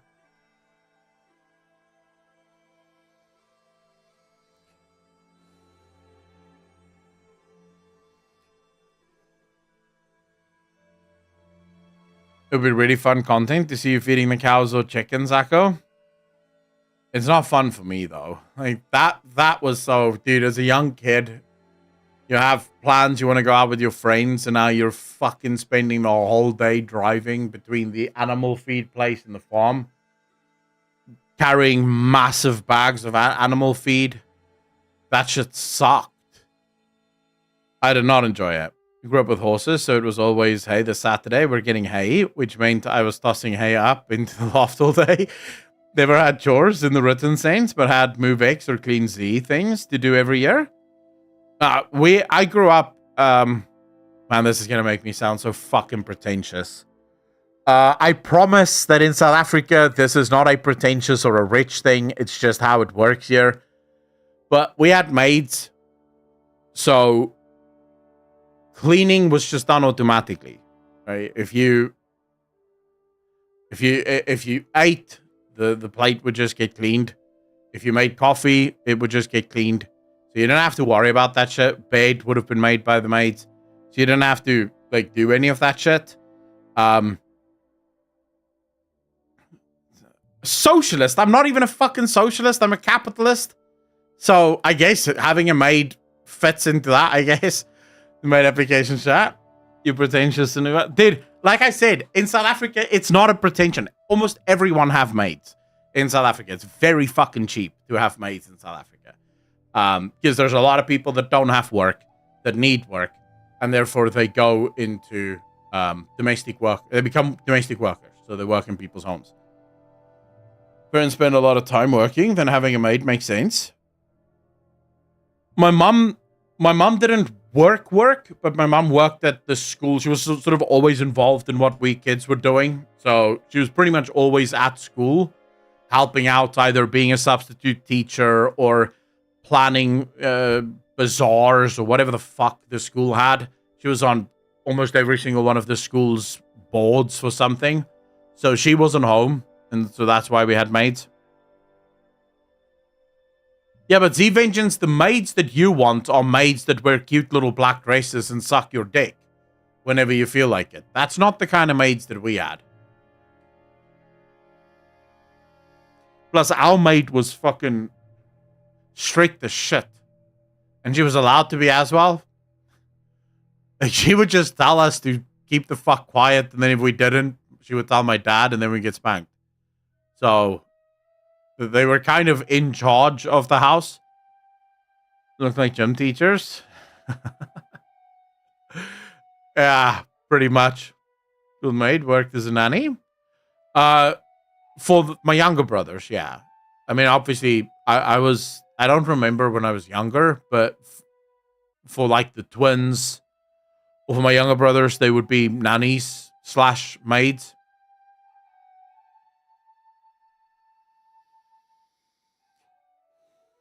I said earlier, I want the maid to take chores off my girlfriend. So how about you fucking help, bro?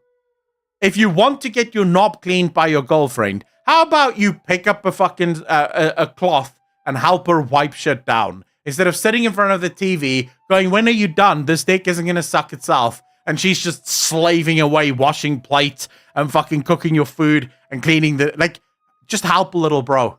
It's good for you and good for her. Bro, I work 10-hour shifts. I don't have the batteries to help. Does she work, though?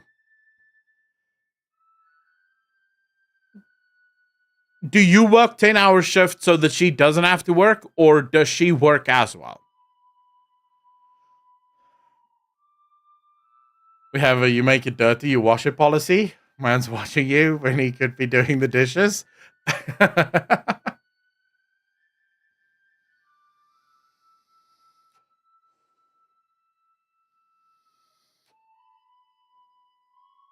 She works 4-hour shifts because she don't want to be bored. I mean, if you guys have that arrangement and she is happy to take care of the housework because you're bringing in more than enough money, then that's perfectly fine. But I have this, dude, like, very few things piss me off like this.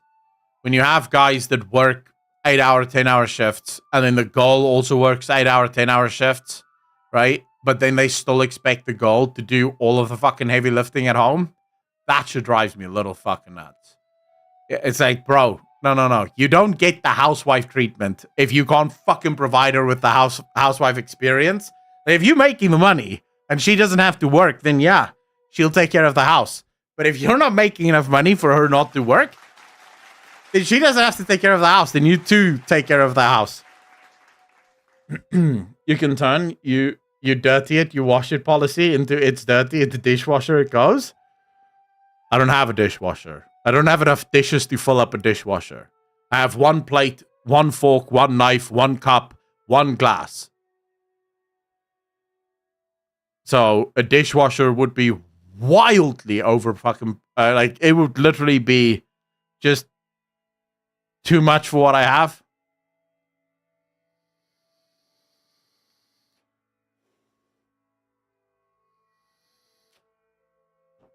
Want someone to take her chores off her so I can live the dream of coming home tired and just laying on her lap and being cuddled. See, just get yourself a mate, bro. Let that shit sort itself out. Dude, I'm not frugal. I'm a functionalist. It's not really about like living frugally. I don't care about spending money, but I'm a functionalist. I don't own anything that doesn't serve a purpose. I'm only one person. I only eat one meal a day. Therefore, one plate suffices. If I had 2 plates, then I would make one dirty. Then I would make the other dirty. Then I would have to wash both. This way, I only have to wash the one every single day.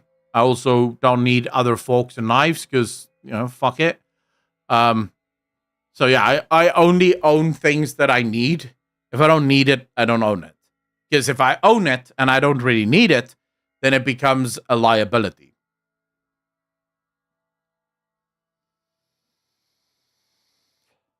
What do you mean, where do you buy?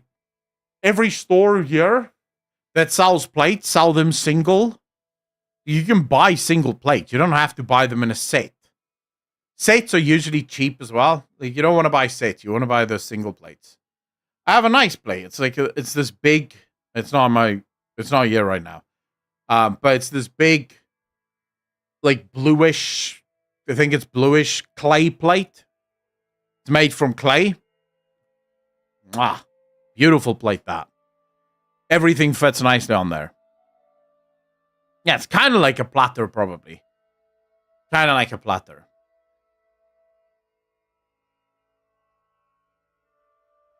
But it works. I like it.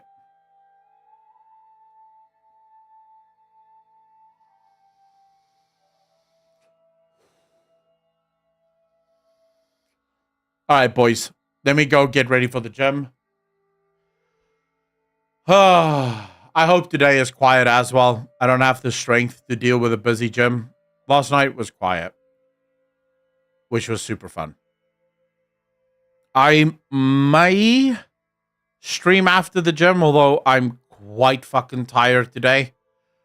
For those of you that weren't here at the start of the stream, this morning at about 9 o'clock, and I only went to bed at about 7 o'clock. But at 9 o'clock, the plumbers arrived. And then they kept waking me up because they kept banging and drilling into the shower floor because the shower is leaking. So I have not slept much. I am quite tired. So I may actually pass out quite early tonight. But if I do come home from the gym and I feel up for it, I will stream. If I don't feel up for it, I'll stream tomorrow. No, tonight is deadlifts. Squats is Monday. No, squats is Wednesday. Sorry, fuck me. Squats is Wednesday, and then bench is Thursday. But tonight is deadlifts. All right, ladies and gentlemen, thank you so much for hanging out with me. Thank you so much for spending your time with me. I hope I entertained you at least a little. Even if I didn't, you fucking stayed, so that's on you. Ladies and gentlemen, as always, be kind to each other, be good to each other, and I will see all of you in the next one. Peace!